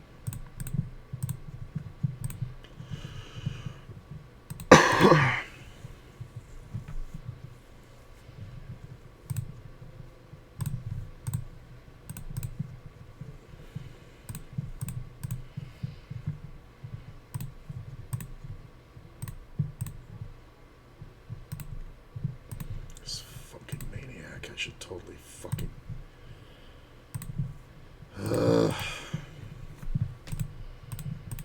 It's just so ridiculous. I'm gonna lose to like a jack here. Really? Nobody had anything? What did you have? Fives? Yeah, he had fives. It's like the only hands that don't bet are threes and fives. That's funny.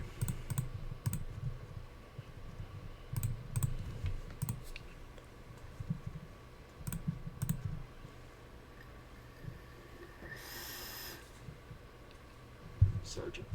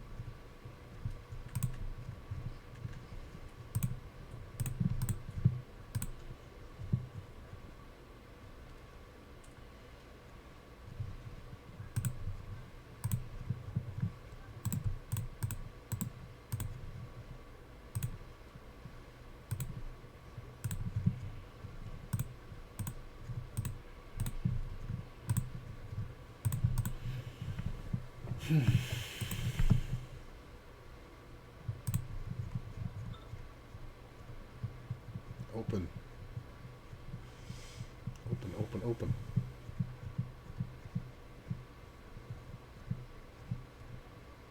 Man, it's a hyper. If he opens, I'm jamming. If he doesn't open, I'm jamming. Because I'm going to be cut to 15 blinds in the next level, which is 1 minute away. So, ace-jack's definitely good enough. It's actually overpowered for the jam.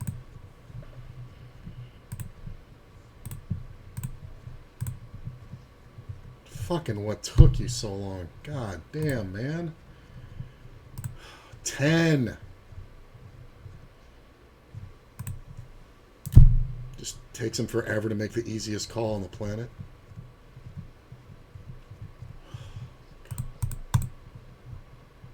This is fucking ridiculous.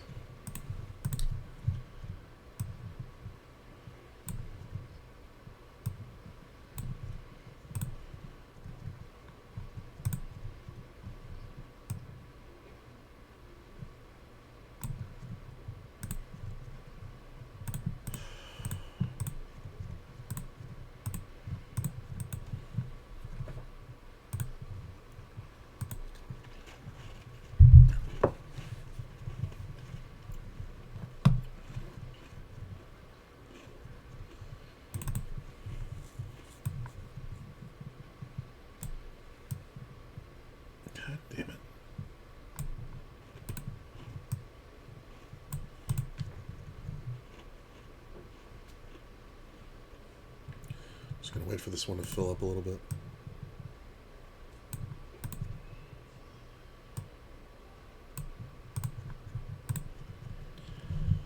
God, with the small raise and the small re-raise. Well, if it ran into aces, that's too bad. But his raise was bullshit. Catanix knows that. Aces king. How many times are we going to do this shit? This motherfucker has held over me for the past 3 goddamn weeks. Just kings versus my fucking aces. My aces get cracked by his fucking queens and bullshit like that. It's fucking unbelievable.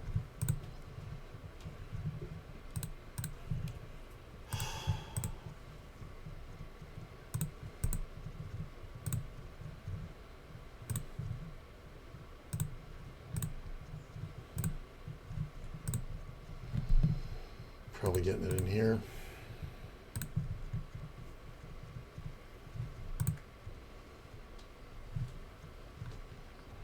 Yeah.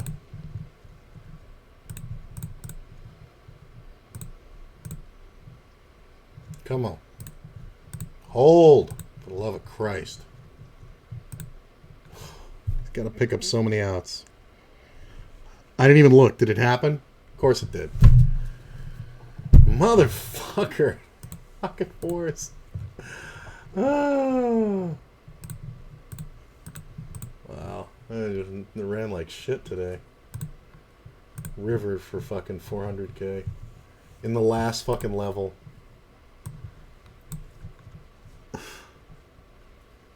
$50 remaining.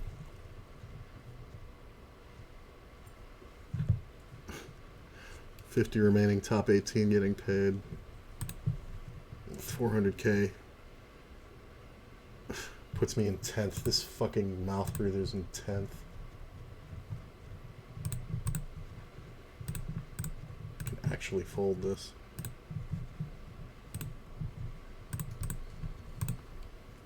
Because pocket four is in second with 15 blinds. Yeah, that's a jam. You know how certain I am that's not a jam? I'm going to bring up poker coaching.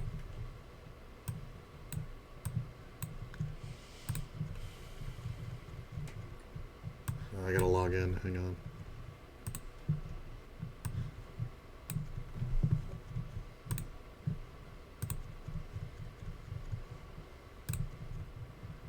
Let's see. We want the tools section.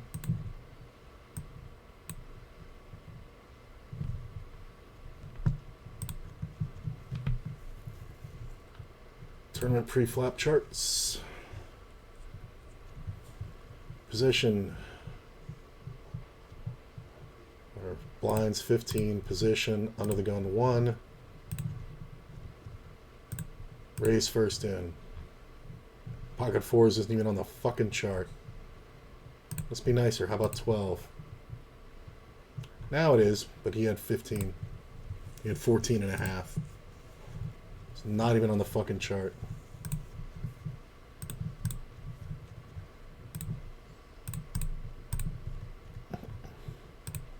Well, I was down to 6/10 of a blind, so we'll see how if I can make the comeback.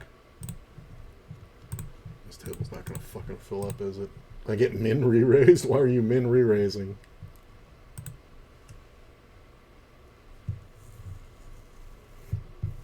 Got a king. It's down to 0.66 blinds. This is to get me back up to 9.7. Yeah, I don't need any of this 8, 9. Give me the deuce of spades on the river.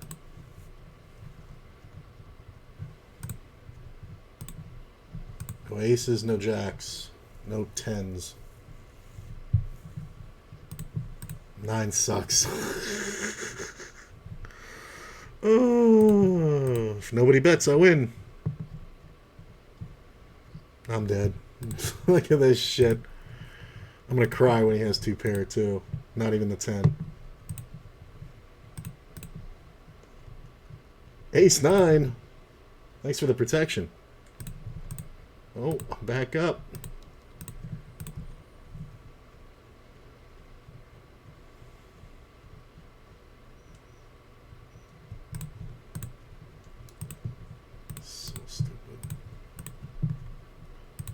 0.66 of a blind.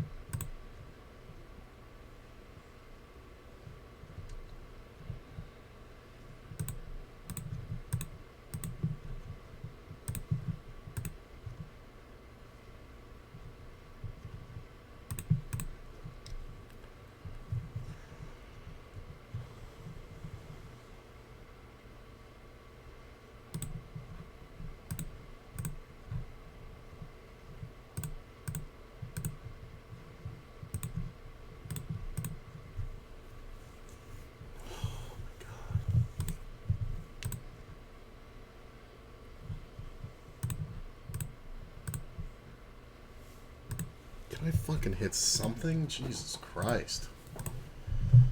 This guy's completely betting his hand wrong. Watch him lose now to like 2 pairs straight. Oh, shocker. River Jam. Gee, were you full of crap? Like, you just let us walk it right down the river to the draw.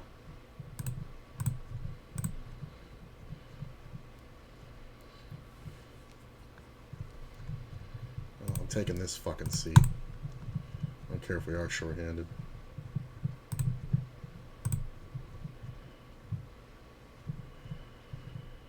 Nope, I'm gonna wait till it fills.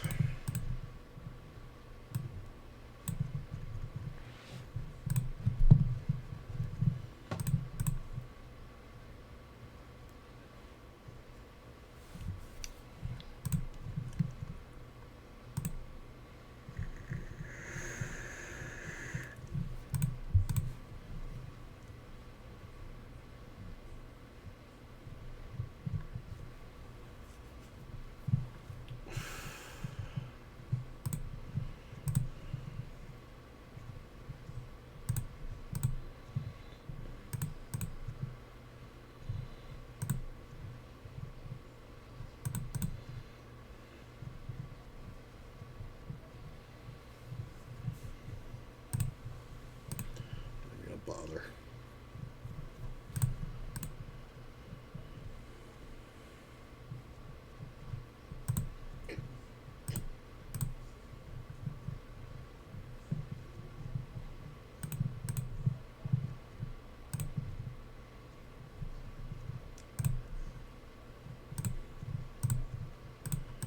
Gut shot and club draw.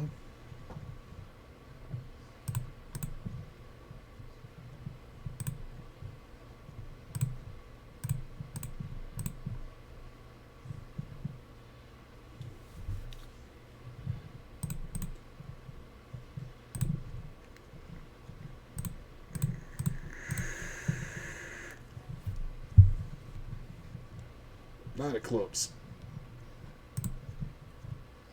Nope.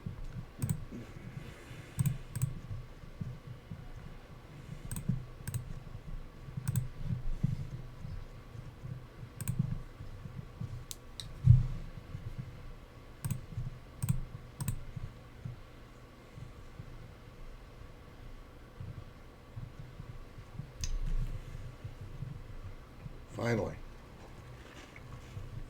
This is a limp. Super dry flop. Alright, well now we're pretty good. The more likely scenario here is actually a set of fives. Like, this is never ace 5 or ace 7. So we're hoping to see a raise here. King does kind of suck.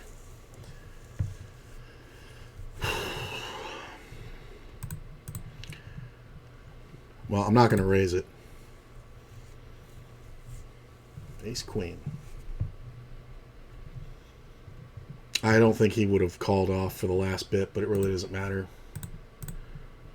We got the full dubs. Nice. I mean, it would have just been a min raise to get it all in, so maybe he would have called it, but I was trying to get the player behind to call. Do I want to take this shot? Yeah, I do. Fuck. Hold! Of course not. Just the fucking nuts. Why are you even jamming ace-jack out of... Oh, my God. Ace-jack suited versus the short stack in the blind. So fucking bad.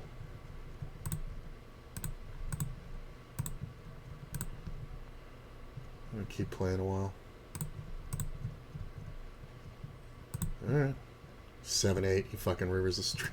What the fuck?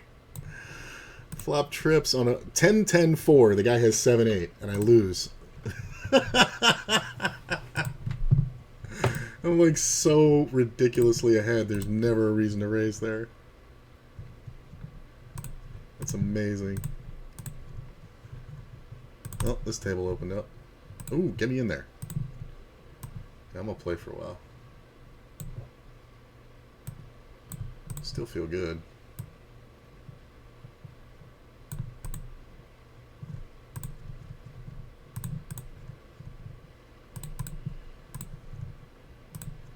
Should probably get off this table, but nah.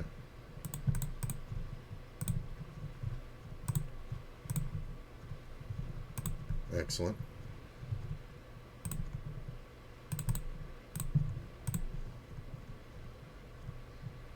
It's the same guy.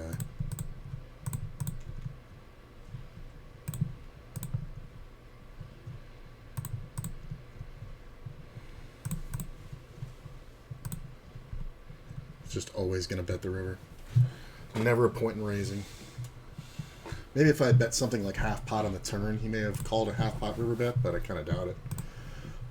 I think we did better by letting him bet the river.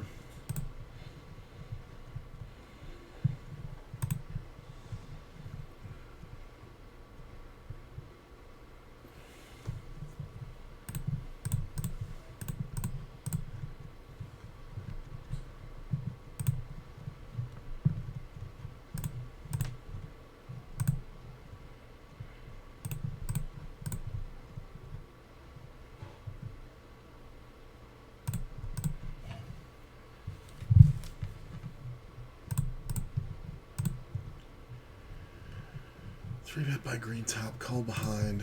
6 to win 18. I need to get 60. He's got 81. He's got 72. Yep, just barely. Not the worst flop.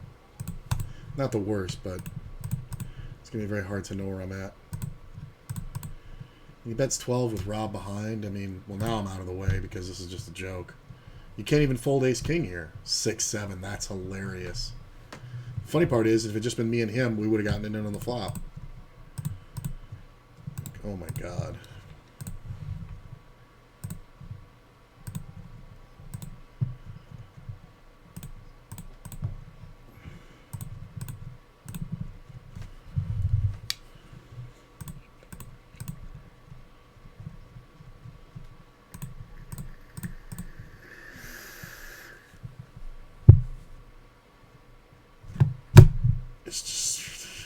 It's like the best flop in the world for everybody calling versus my range.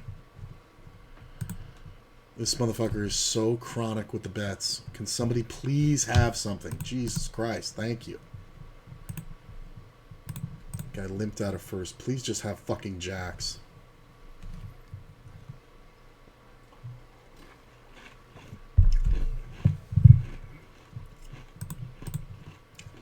Jesus Christ, thank you.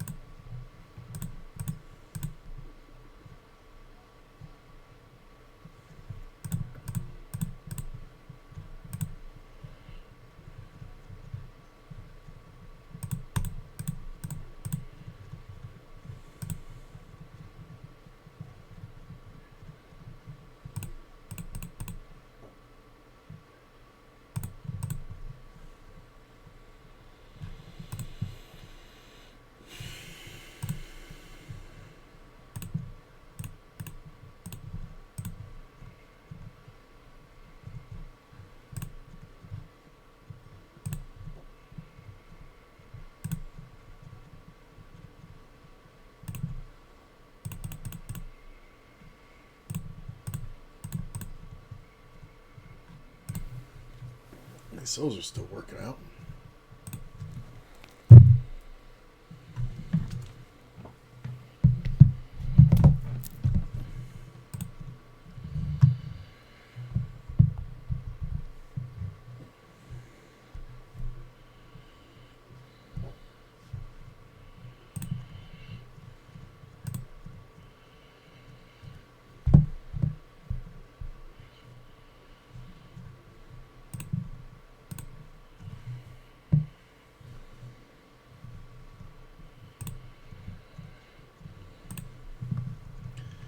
Aces on the big table.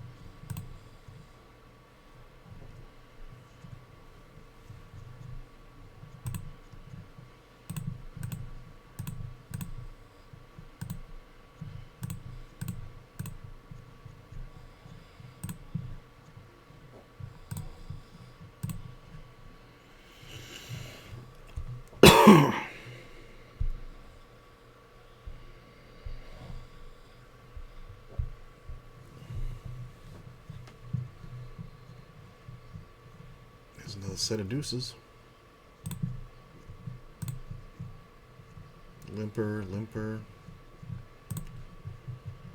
I definitely think we have to raise right away. I can be absolutely crushed. That is true. Cold call is not great. Pair the board. It's not the worst pair, but it's not the best. Yeah, he doesn't even have anything.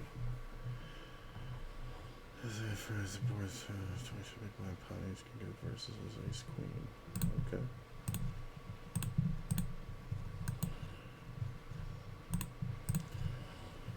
It's a donkey off for you, all right.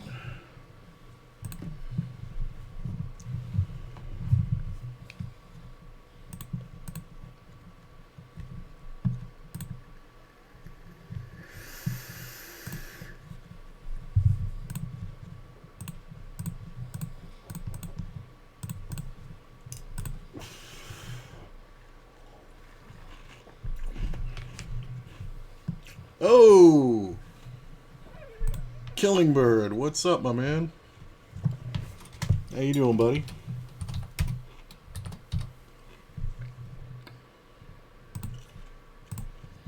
Thanks for the raid, brother. Any of y'all don't know me? I used to go by Flippa. You can see here on WSOP, Flip AAA. Took a short 1,486-day break. Cleared my head, came back last September, full-time streamer and poker player. And we're basically rebuilding life from the grind up. This is kind of weird. I think we have to give that up now. So we're just playing some cash on a Sunday. My tournaments today went just about as well as as everybody's on Sunday, meaning awful. So we're playing some cash on WSOP Nevada. Am in Vegas. And it's been shit like this all fucking day.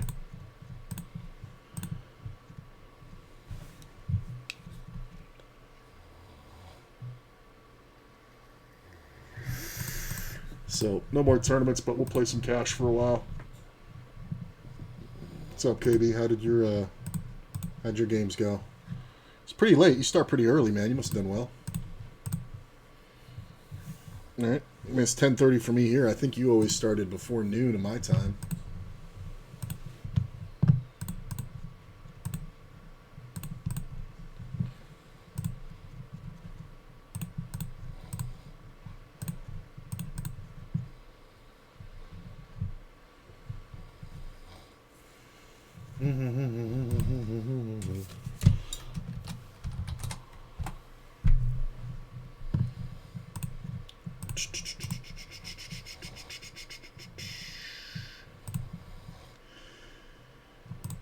Little adjustments.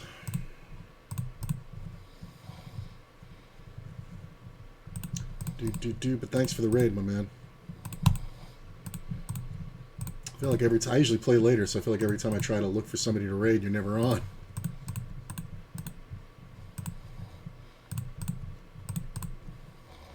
I've been doing a lot of either early morning or late night streaming.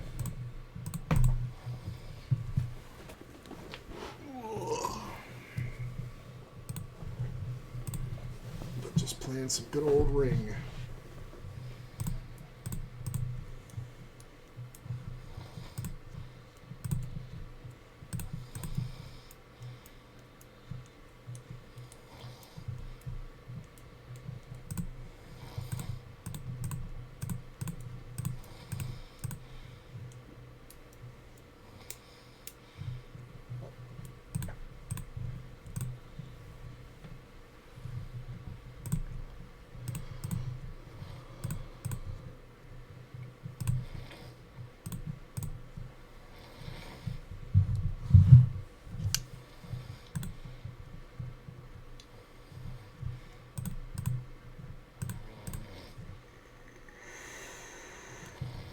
Chowza versus a 10?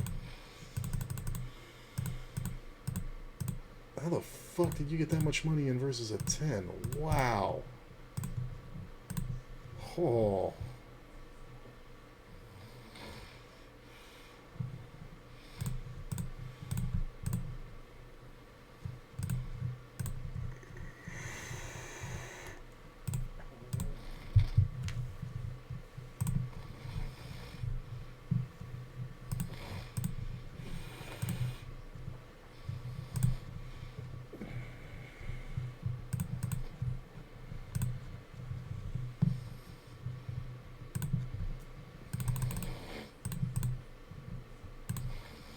I'm going to try this once.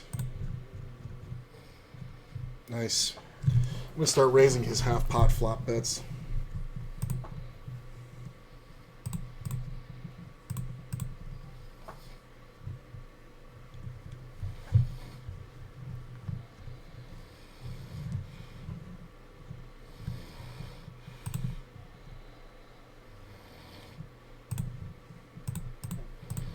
Just the driest fucking flop ever.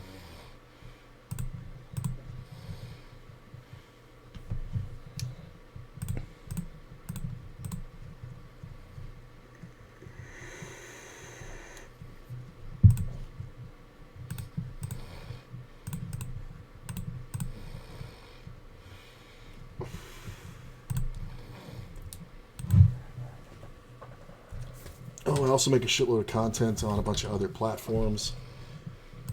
TikTok, Instagram, Twitter, YouTube.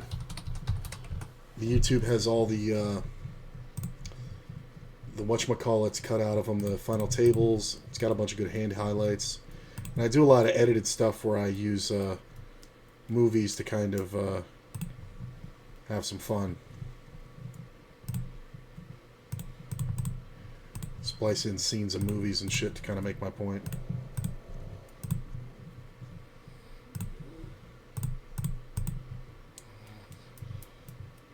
And we're currently on a 1K to 10K challenge. We did the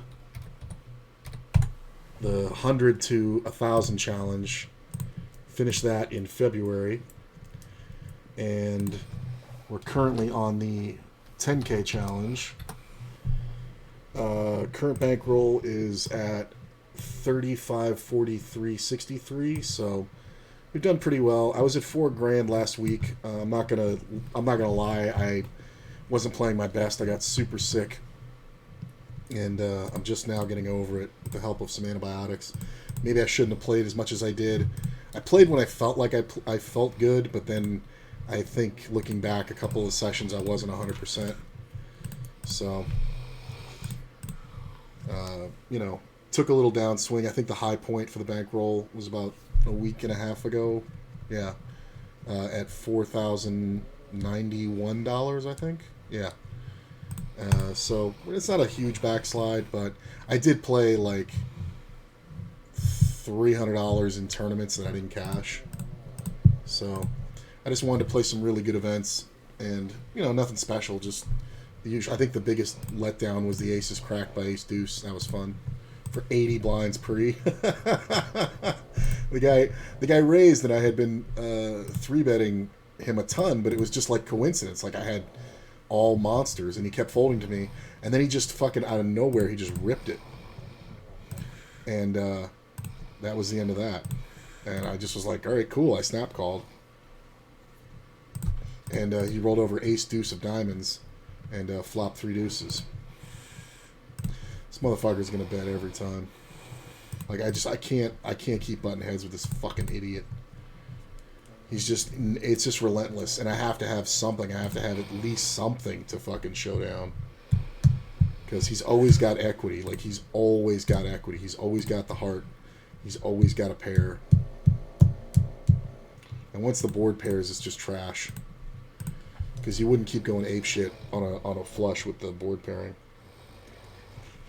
Hey, check call, check call.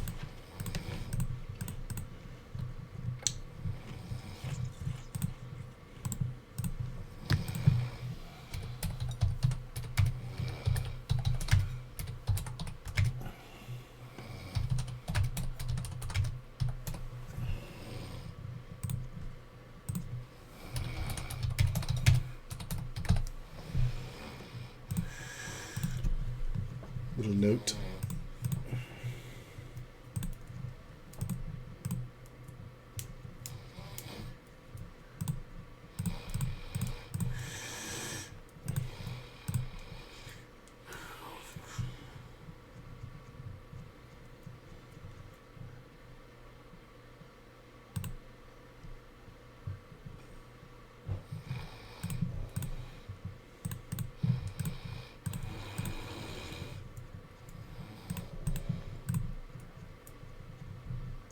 What is that? It's so nothing. Oh, it sucks. It's the wife you hear.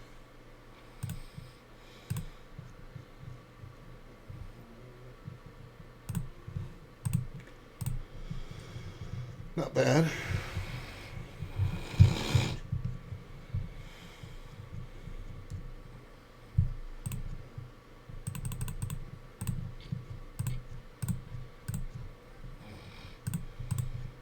Christ. Schmuck. Why do you put so little on the table and then play it so poorly? Just jam pre, you're not getting called. Ugh.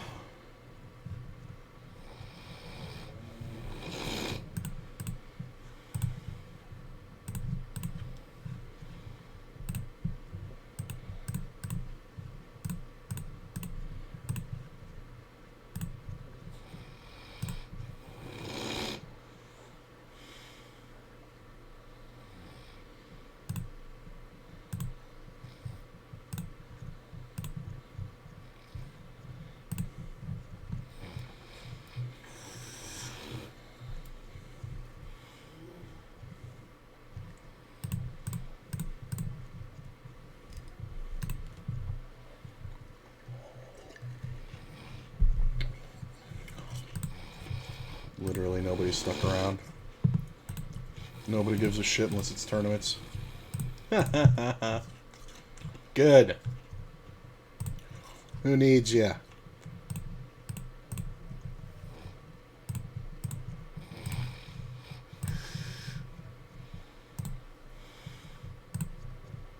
This guy opens small and I 3-bet. And that's the flop.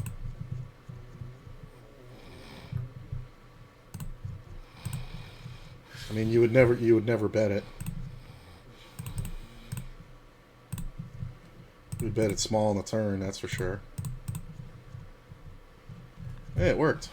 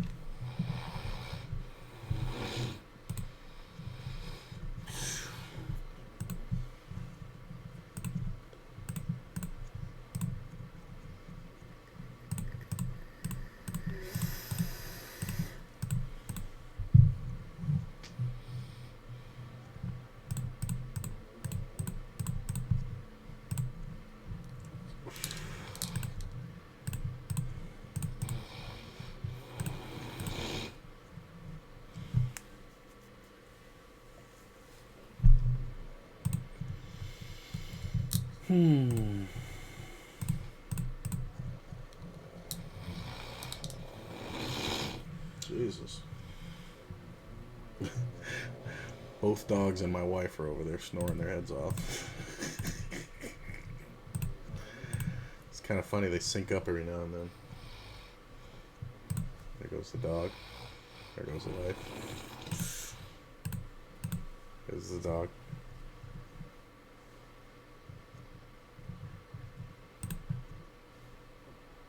No? Oh, there she is.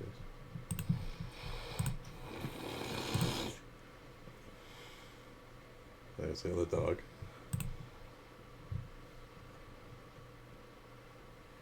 Oh, Chi-Chi's having a nightmare. Oh, there he goes. And there's Courtney.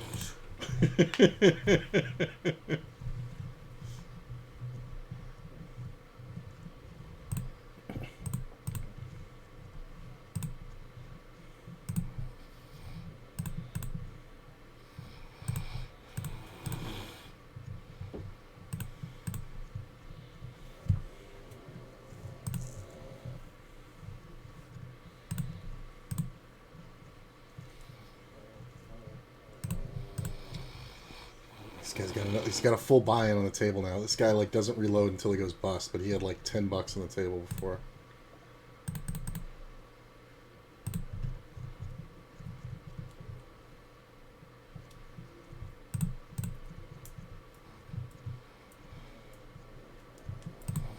It's not bad.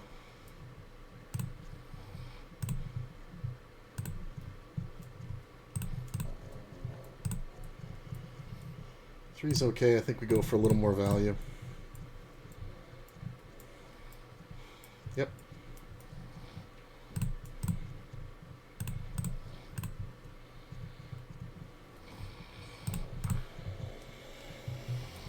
It's like either limp or min raise. Like it's hilarious.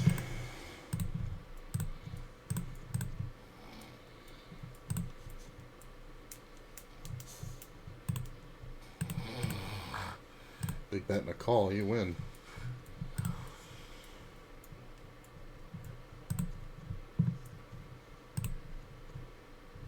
Just call, man, don't raise. Yeah.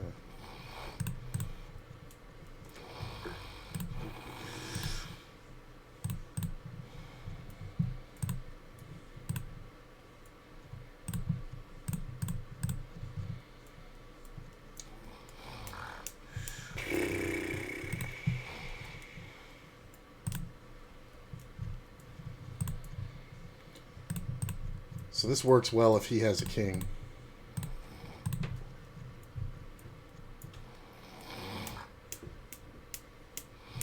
It's hard to call with jacks or tens here. Nice. Betting the turn doesn't work because you're not just going to bomb when you make the flush, you know? And you're also not going to keep bombing if you have a king like King Jack or King 10. You're just going to check it. But when he checks river, you can bet all those hands. So I think he had like a pair of jacks or something in his hand, maybe 10s. He did open kind of small, so it could have just been something weird like, I don't know, maybe like a King 9 or something. But I mean, he really can't call with the king.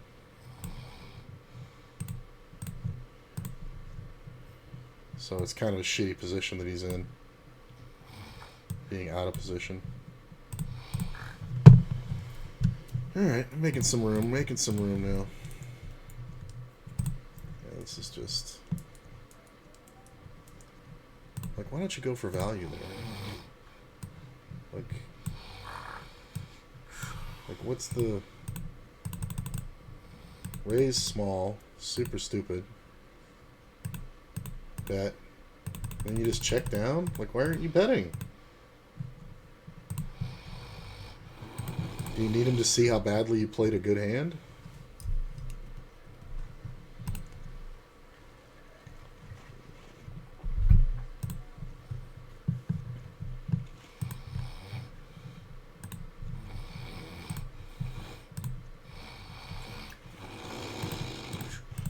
Jesus.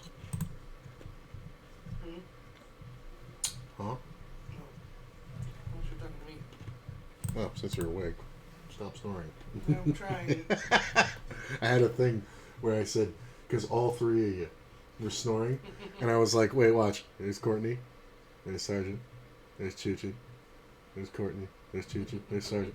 I kept going back and forth. It was like, I was waiting for you to all to sync. Usually you'll sync up at some point if you all keep snoring.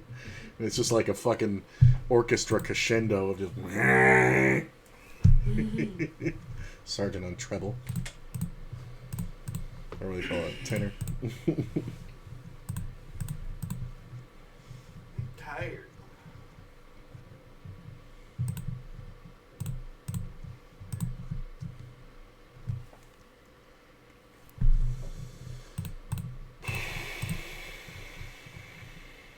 God, an open and early position got through? That's a fucking shock.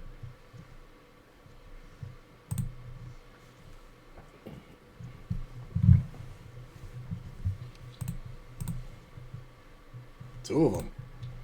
Stop the fucking presses.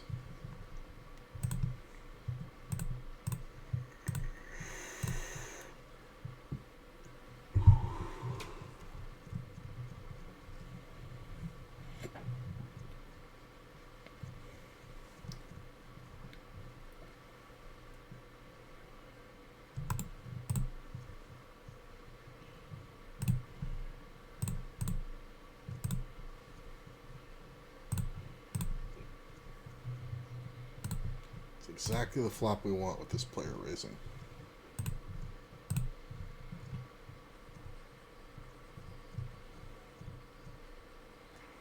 Can't really raise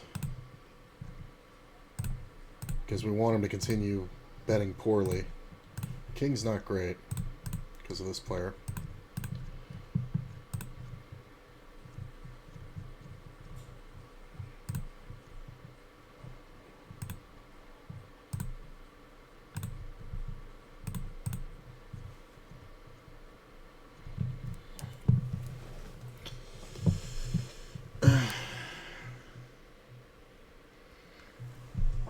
This is tough. I'm setting him up to do this too. I think as played, I think I have to call. Yep. It was almost tough, but I had notes on him. It's almost tough. But it played out exactly like another hand that we played like 2 weeks ago. And I just went back to my notes and I read it and I was like, oh fuck, that's right. That was like 10 or 12 days ago.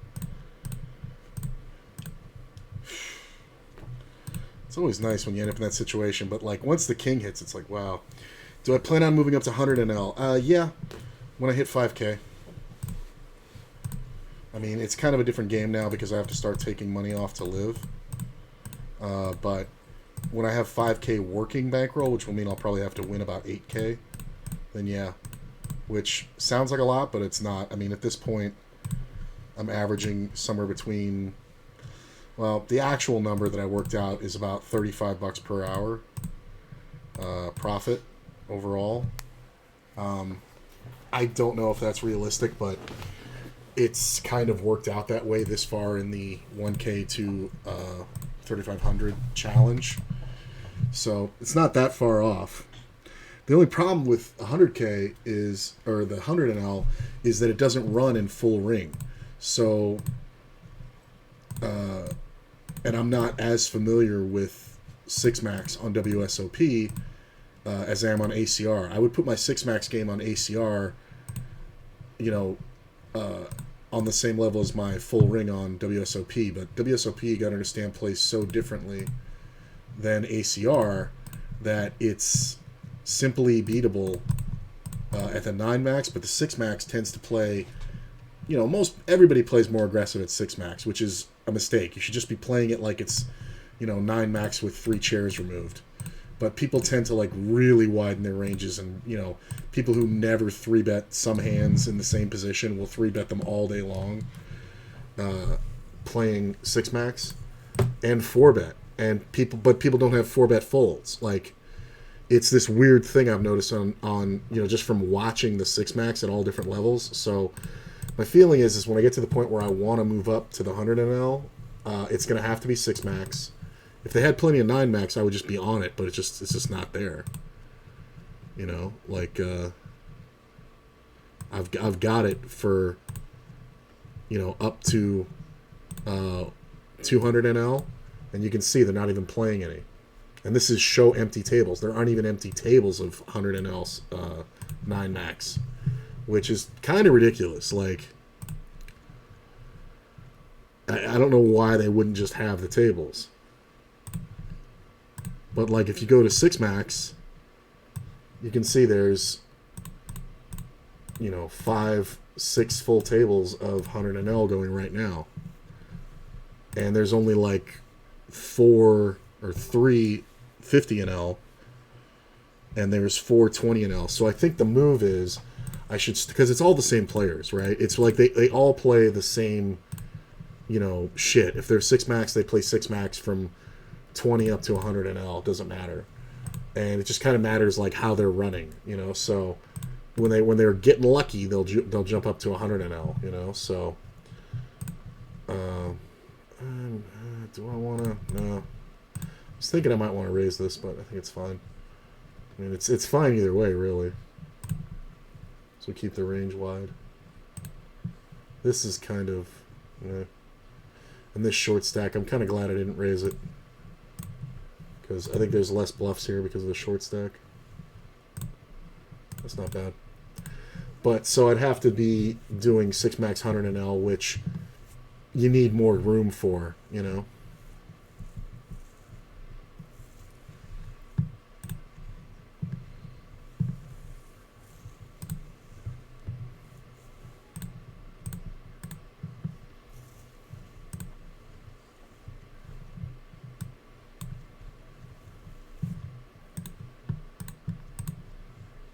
That king sucks.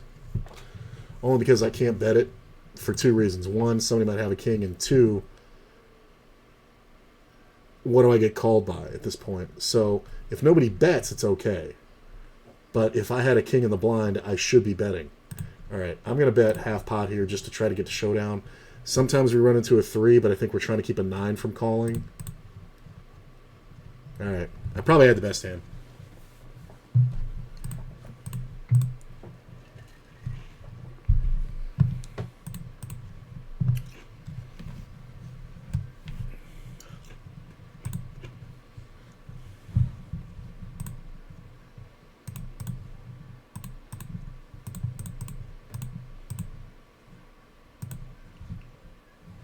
$1K to $10K challenge. Getting to 3,500, I meant to say.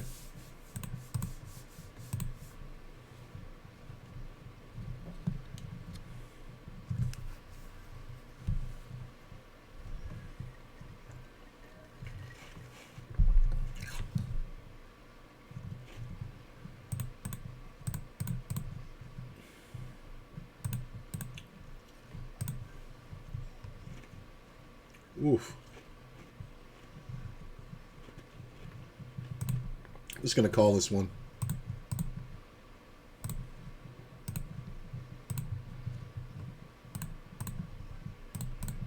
I think I'm free rolling.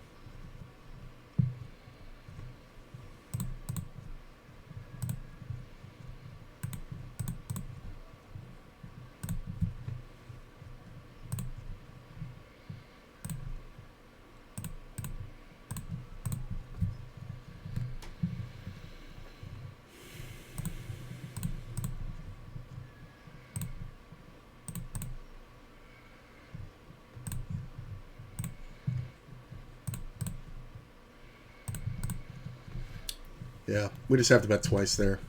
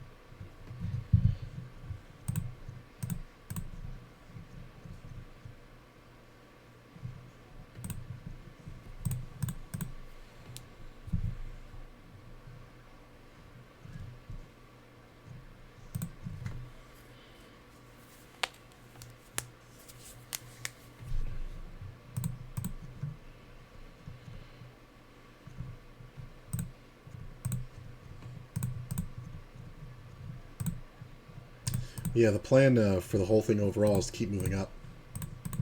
You know, the only difference is now some life expenses have to be taken out of the roll, so you won't see the 10K on screen, but I'm going to keep track of it, like, you know, with all the withdrawals and screenshots, so you can see at what point I hit 10K.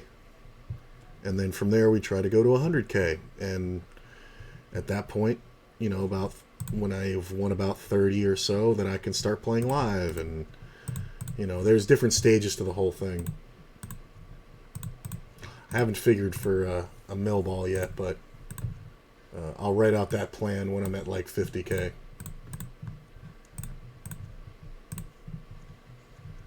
Also, this challenge, this part of the challenge doesn't include ACR. Ace is full. Pretty good. But obviously when we go from 10K to 100K, I'm going to include ACR. I'm going to include, you know, live play at some point. I might even get into other rooms. But there's just not too many in Vegas you can play. Like, you can play ACR, you can play WSOP. I think you can play, what's that one? So this is kind of, I mean, it's just huge expected value. Yeah, not if a heart comes off. There's a bluff in here, but I think we'd have to bet pretty big. We'd have had to go for the check raise, and I'm just kind of blindly hoping he doesn't have a heart. I was thinking if a heart didn't hit, like if the board came off with like a 10 or board pair, then I could have bluffed. I could have just donk led the bluff. But he's probably betting on his draw because he was trying to crush that pot. He was trying to end it.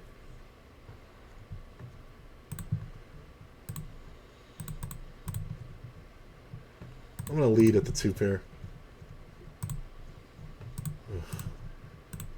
It's a big open. I'm just going to call it. I was thinking about 3-betting it, but it was kind of over standard. And I think by keeping my range wide, we allow for more bluffs. So if he checks back here, we can bet all rivers. This is kind of meh. I mean, if I raise, I have to make it like 17, then I'm going to have to jam rivers if he has a flush draw. It's close. I'm going to fold. I was only half expecting him to bet the turn, and I don't think he had a monster there, but I think he may have had like a pair of tens or jacks maybe. So a lot of ways for me to bluff it on the river and steal, but even when players see like the diamond come out, if I bluff that, like they'll still call with a pair of jacks or tens. Like, believe it or not, the queen of diamonds can hit the river here, and if he's got a pair of tens and I just bet big, you're going to see players fucking try to hero it way too often on this fucking site. So it actually becomes a bad bluff spot. Like, they're more likely to fold to an ace on the river than they are a random diamond, which I should have from the blind. That's why when you make the flush, make the big bet, you can't be surprised by what you get called by. Which is also why you would defend the blind a little wider against certain players.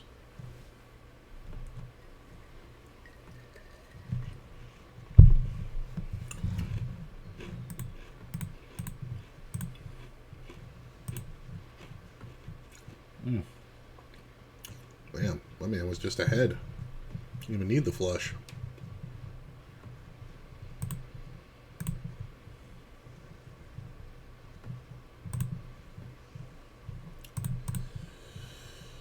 Alright. Moving in the right direction.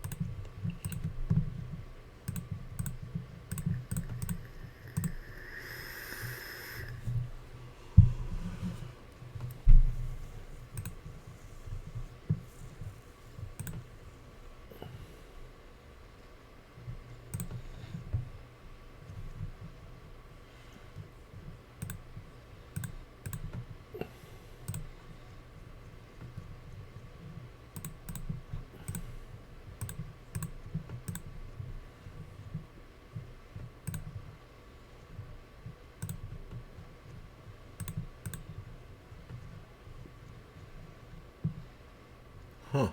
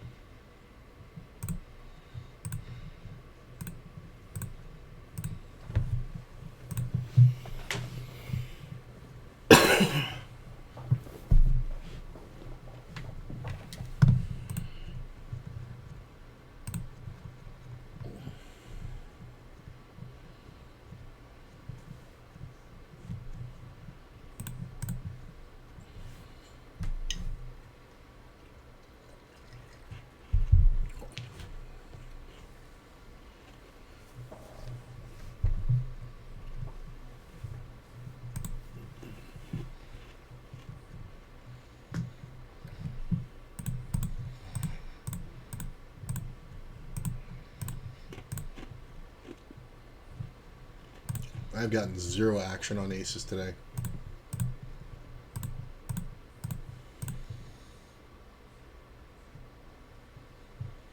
The streak continues.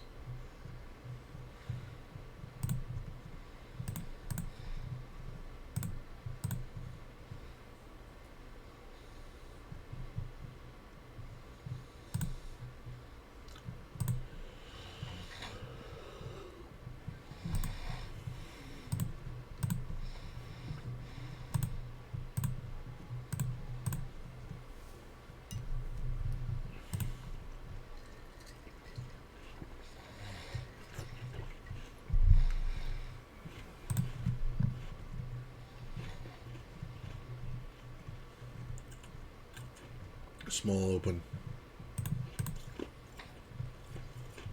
No? I thought he was going to do a small open thing.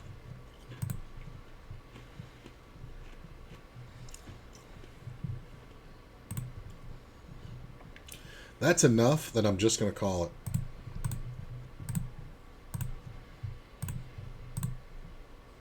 Ugh, they both call.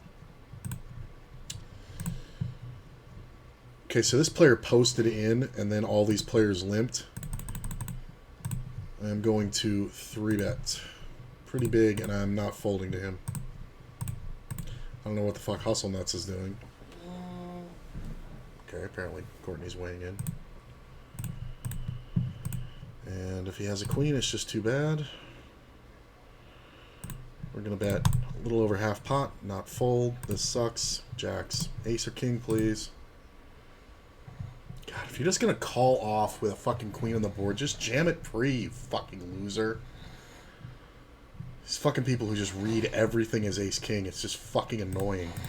And there's no reason to bet anything else. If I bet a third pot, he's jamming anyway. It's so ridiculous. Like, I'm doing that with ace-queen. That's the thing he doesn't fucking get. I'm doing that with ace-queen.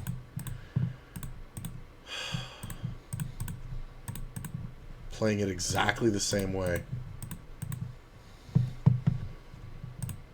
The only way I would ever check the ace-queen on that flop is if I thought he had something like fucking tens or something. But he was stronger than that, so I figured him for, honestly, for ace-jack or ace-king. Just because I can't give him ace-queen once it hits and he checks. It's just so fucking stupid. Sits down and posts in and plays it like a fucking idiot. Meant to raise more as a misclick. It's actually okay with this player. I mean, that's how I would play aces, that's how I would play queens, that's how I would play all of it. It's literally the only part of my range that 3-bets there like that he can beat is ace-king. That's it.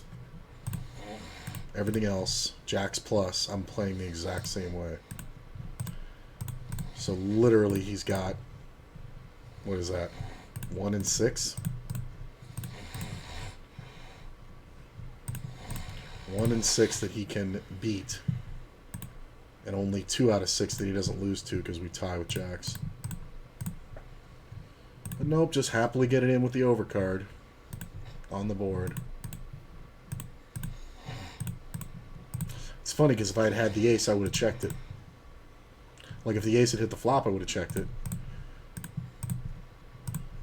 But with ace-queen, I would play completely differently. If I have the ace-king and the ace or king hits, I'm checking to trap. But if I have ace-queen, I'm never trapping. Just because we're trying to get what happened exactly to happen. Oh, it's so fucking frustrating.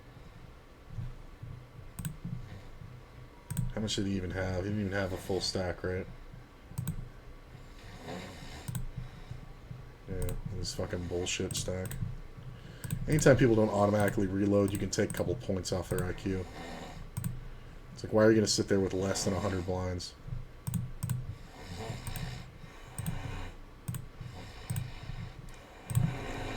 I'm actually going to make notes on that one. Because there's a lot of ways I can beat him. Check.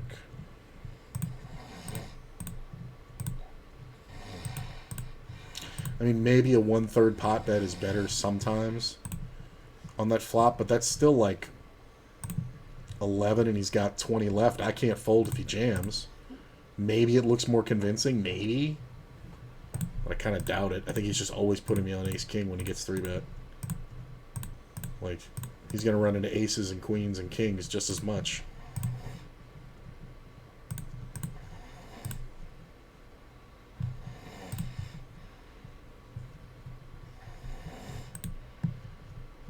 Look at this, and he just gave it away. Let's see if he could have figured this one out. Let's see if this fucking genius could figure this one out. I could have opened the 10-jack, but I didn't want to. So, pre-flop. Look at this. Everybody limps to the big blind. He limps in first to the big blind. Big blind makes it $4. He re-raises to 12. DiMaggio checks. He just jams all in. It's like the worst. On what planet are you getting called by jacks here? Just give it away. Like, how bad can I feel about my fucking play now? When you see the caliber you're up against.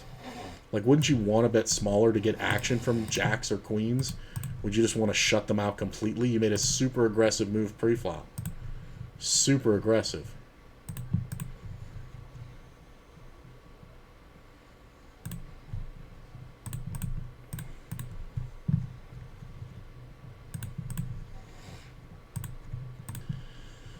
Here's a fun scenario. Full pot. Don't think I can fold yet.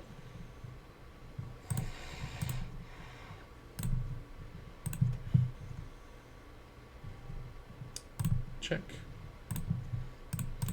He's gonna bet if he's got a flush. Yep.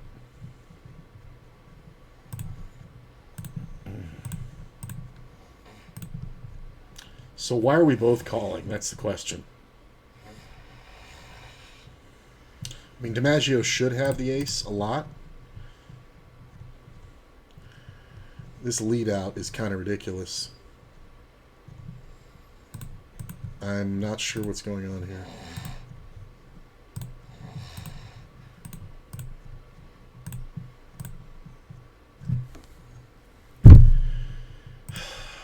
This should be eights full. So it was a good fold at the time.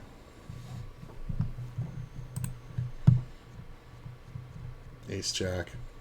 DiMaggio, what the fuck are you calling with? Did you have fucking eights full? Yeah, he had eights full, so it was a good fold. I don't know why the fuck you would lead the turn there. If you just let him bet again, I call. Jesus Christ. You're gonna lead when you're fucking drawing to a chop with me. Pushes me out of the pot because he plays it fucking awfully.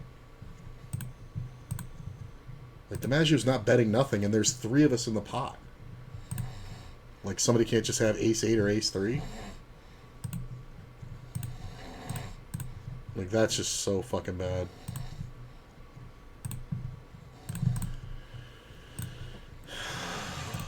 God, that's the kind of bullshit scenarios I'm getting in all fucking day.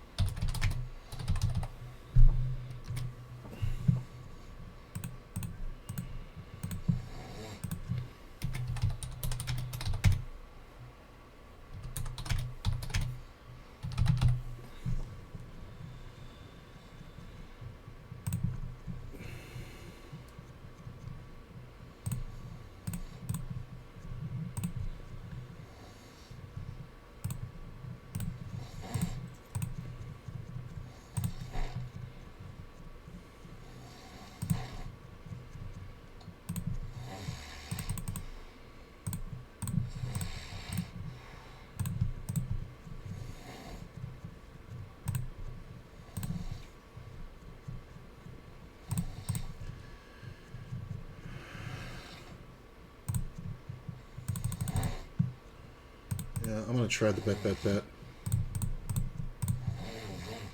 Nice.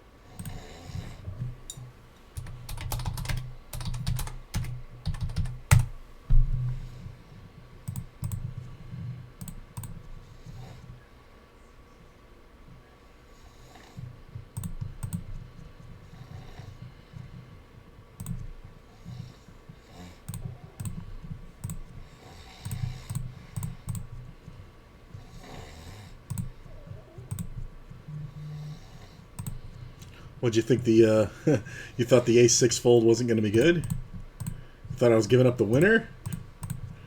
Not in that scenario. The only thing that sucks here is he can have a 9. There it is. Congrats on the 9. I don't need to bet big there. This is going to get tough. I'm going to give the deck every chance to bail me out.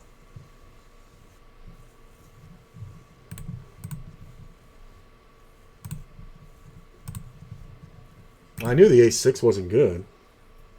It just sucks when we see it, you know, become a chop on the end.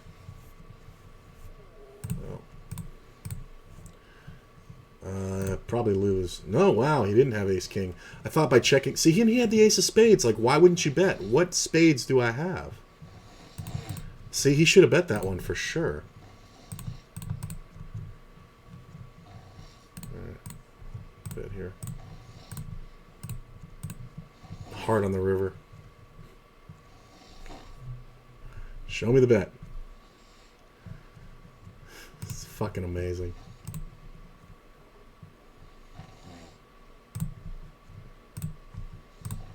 Raising first. 9. All right. I'm gonna re-raise.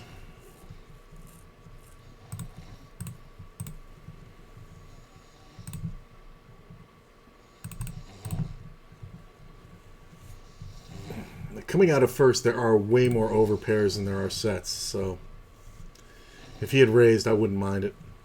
Like, if he was in the cutoff, it's a much different story. Is that pure tobacco? No, it's not. It's I make my own vape oil, and I believe it's only like it's less than 2% or less than 2 milligrams. So to put it in perspective, a cigarette is about 14 milligrams. So over the years, I've worked down and down, and I don't even get like withdrawals from nicotine anymore. I just kind of like it for the different feel and the pep up. And I am still very addicted to nicotine, but the amount that I could barrel through in a day isn't equivalent to like 2 cigarettes, and the damage is nothing. So I don't know what this is. This big Jim is fucking silly. But yeah, no, I make my own. This one is absinthe and kiwi, and pretty much nobody likes it but me. And then this one is red sour ropes. So like, you know those red gummy ropes? Sometimes we get beat here, but I kind of doubt it. I can't believe this guy folded. I know spins range here. We absolutely have to call. Of course, there's a fucking king on the flop. It's so easy when a range hits your fucking hand so hard. Really? The fuck are you raising a set for, Scotty? He checked the set all the way. Wow. We gotta replay that one. Like, this is what I'm talking about. This is why the ace-6 fold wasn't hard. It's a limped pot. Just checks it all the way to the river, and then voluntarily puts fucking 40 blinds in.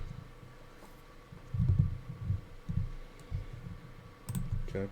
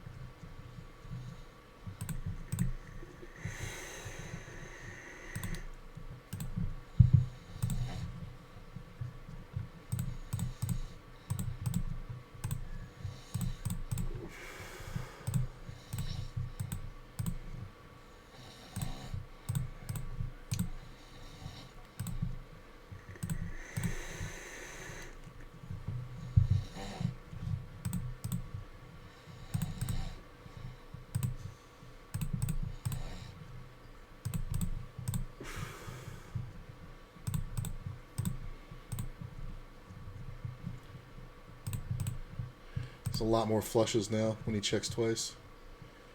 I guess he's just betting like 10s or something. 8s.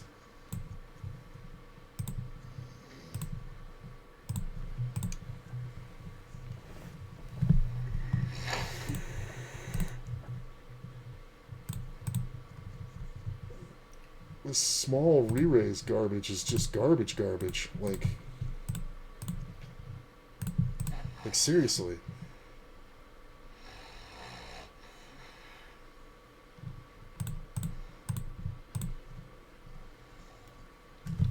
Like, people just min-clicking a 3-bet. It's just like, what are you doing? I swear, I only see this on fucking Sundays.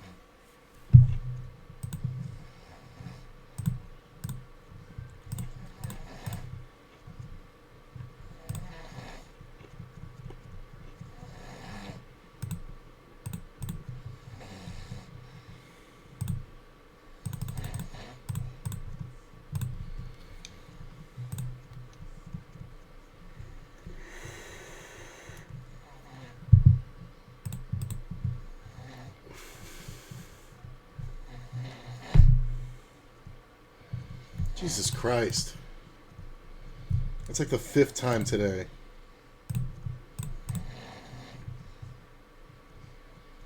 And I just 3-bet the guy the previous hand, so it's like, what the fuck? That's a great bad card. Fuck. I just lose, right? Yeah. I know he's on the 10 jack. It's hilarious that he makes the fucking spade too.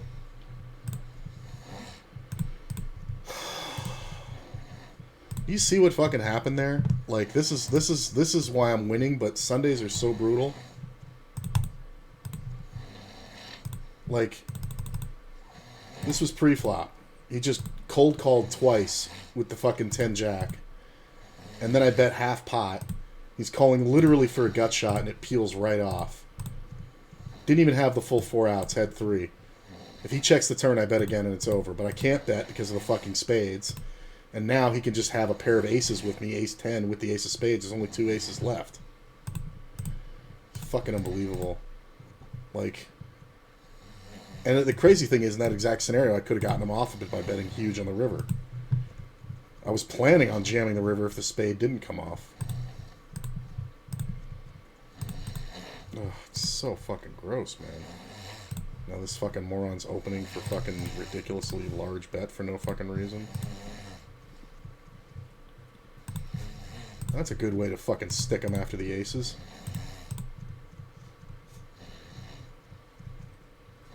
Now he's betting 8. I raise.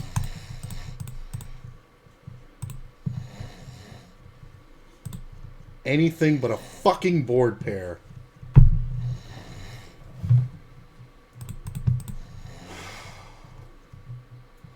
Anything but a board pair.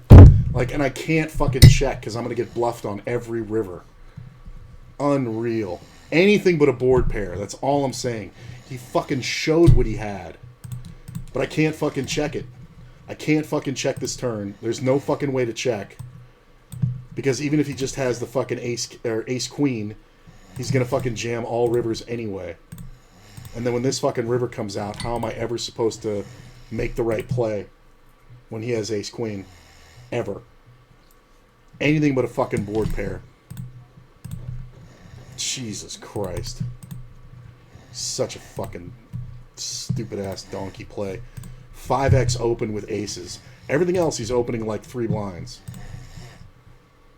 Oh, it's so fucking frustrating. And I'm getting stuck to this fucking moron.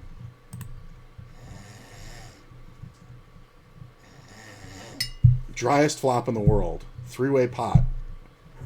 With a set. And this player's leading out. He's supposed to have 2 pair here.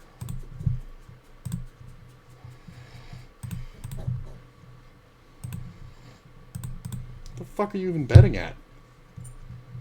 Like, that's the real killer, is that there's no action. Yeah, well, this table died. Oh, frustrating. Spade, diamond on the river. Awesome. Ace 8. See, this is the thing. This is such an easy value bet. I don't know why. Like, I'm ever checking the flush on the river. Like, what the fuck? You're supposed to be betting that in case I have, like, something that has, like, 9s or something on the turn. Like, 9s. Like, that's why you're supposed to bet the ace 8. So I get the fuck out of there thinking you have the flush. But you're also value betting against a worse 8. It's like the stupidest fucking thing. Plus, this fucking idiot, this fucking guy bets out the pot, and I fucking 3x it, and instead of just getting it in here, he calls. Like, if I had jammed this, do you think he fucking calls or folds? I was thinking about jamming it because I felt like it's the best way to get him in. Anything but a fucking board pair.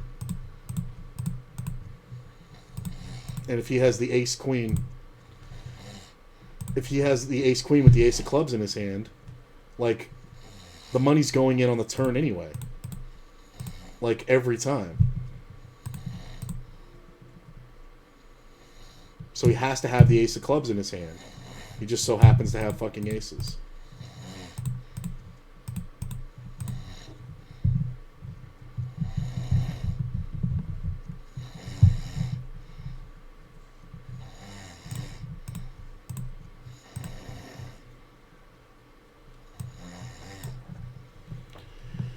Yeah, the king-king versus ace-ace.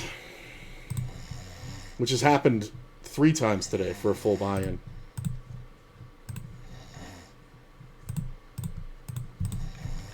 Actually, no, sorry. Twice it was king-king versus ace-ace, where I had the king-king. The other time, it was my ace-ace versus king-king, and the guy hit the king.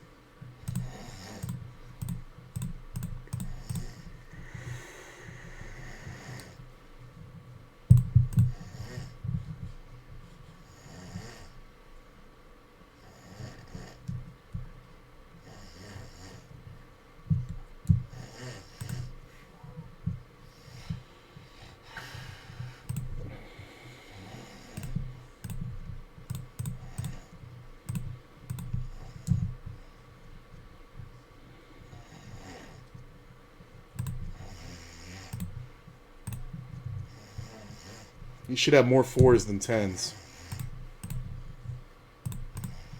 That's why you just keep betting. 9s? That's hilarious.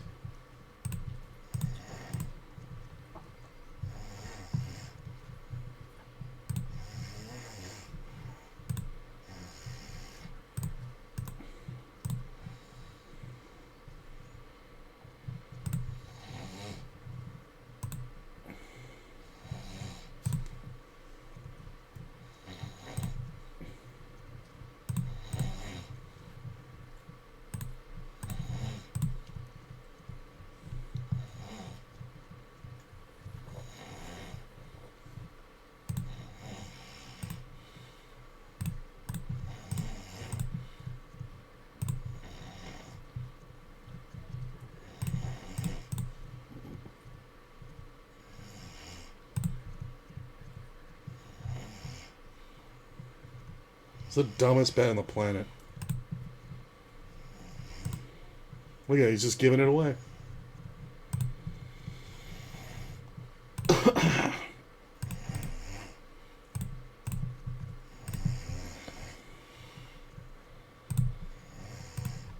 This should only be seen as a king.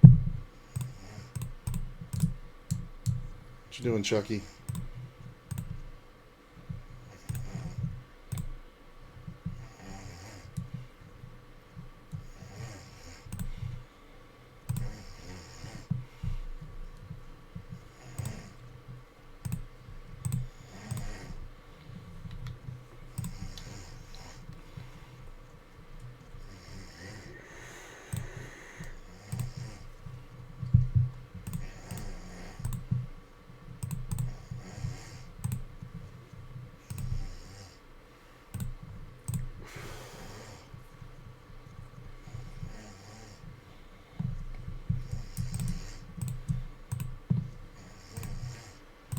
That 9's kind of rough.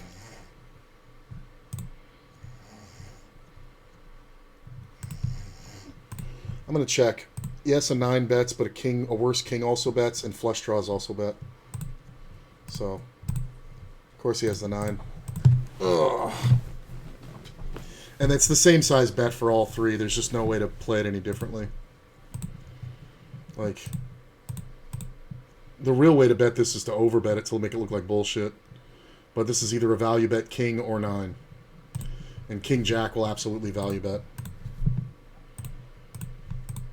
I could have checked the turn. Like, I know the 9's a possibility, but when I raise pre-flop, bet the flop, bet the turn, you know, sometimes they hang around with other weird shit like gut shots, trying to look for, you know, or spade draws, you know, trying to look for bluffing shots. So checking the river is obviously the move, and we just can never fold here for that.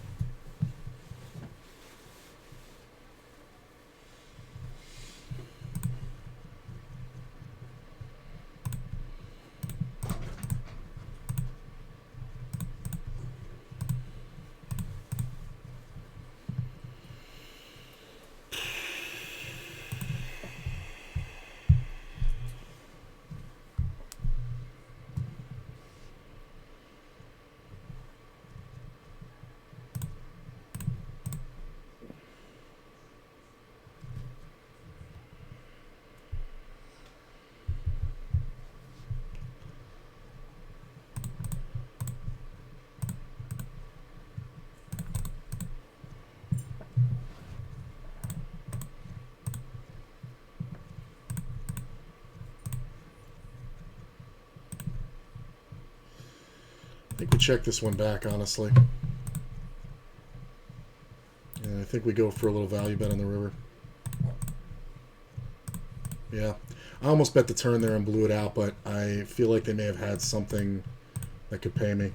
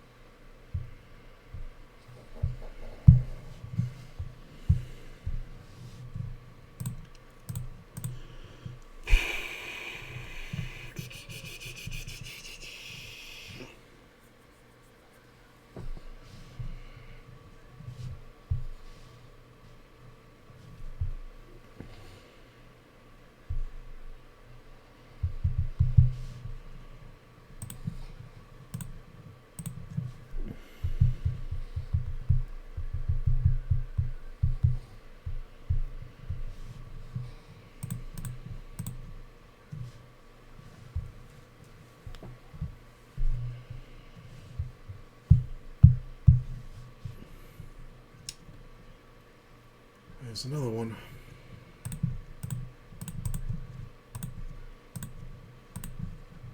I'm not tilted, I'm just fucking aggravated. It's fucking Sunday. It either goes great or it goes like shit.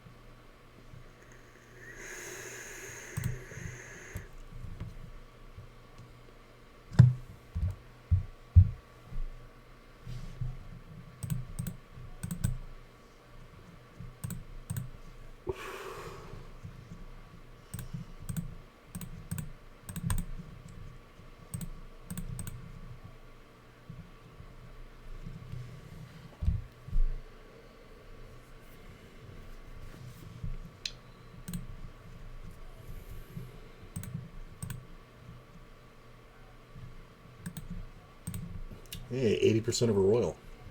Does that get me anything?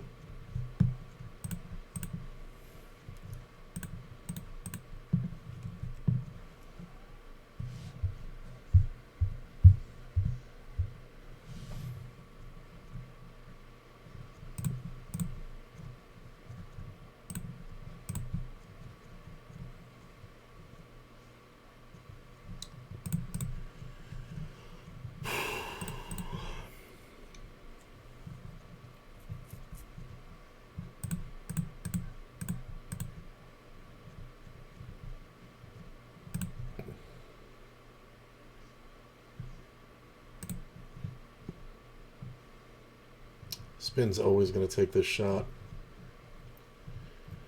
It's so fucking annoying.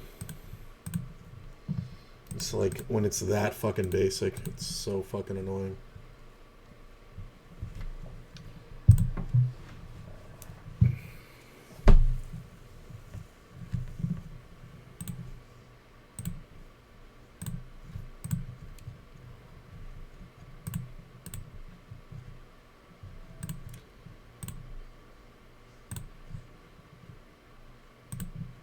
That was easy.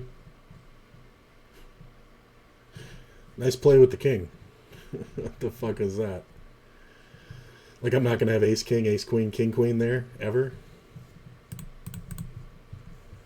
Funny part is he would have chopped it if I had ace, king. Oh, look, I got so lucky. Did I? Or did you play king 6 offsuit pre-flop? Man, this table's going to die too. I mean, the full pot bet is just kind of ridiculous.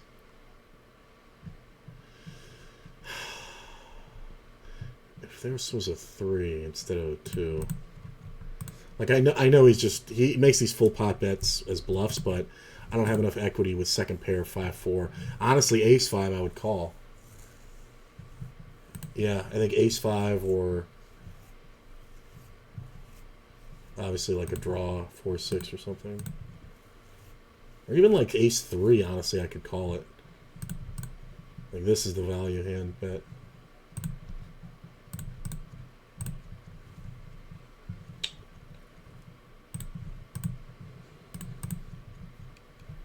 Yeah, that table died. Yeah, I think I'm going to have to call it. There's just no action. Let me see where I'm at. I might be back later. I'm not sure, though. It was just a horrible run. So I ended up 34.83, which is, let's see, I put in 180 in tournaments. So that's like 36.63. And I lost 2.5 buy-ins playing cash. Jesus. Whatever. It's a Sunday. I'm still fine. I'm still doing good with it. And, you know, almost perfectly healthy, but I don't think there's too many mistakes I would have made. Maybe there was a couple of little spots where I missed value, but playing the cash games. But as far as the tournaments go, I mean, really did well and then took beats. So yeah, so I'm gonna go ahead and call it. I'll see you guys in the morning. Keep an eye on all the socials, exclamation point links in chat, because I just put out new Jedi Mind Trick JMT Mini that came out a couple days ago, and I got a few more that I'm going to put out in the next day or so. So keep an eye out for that. Check out the YouTube for extra content too. But I'll see you guys tomorrow. Thanks for sticking around. It was great having you.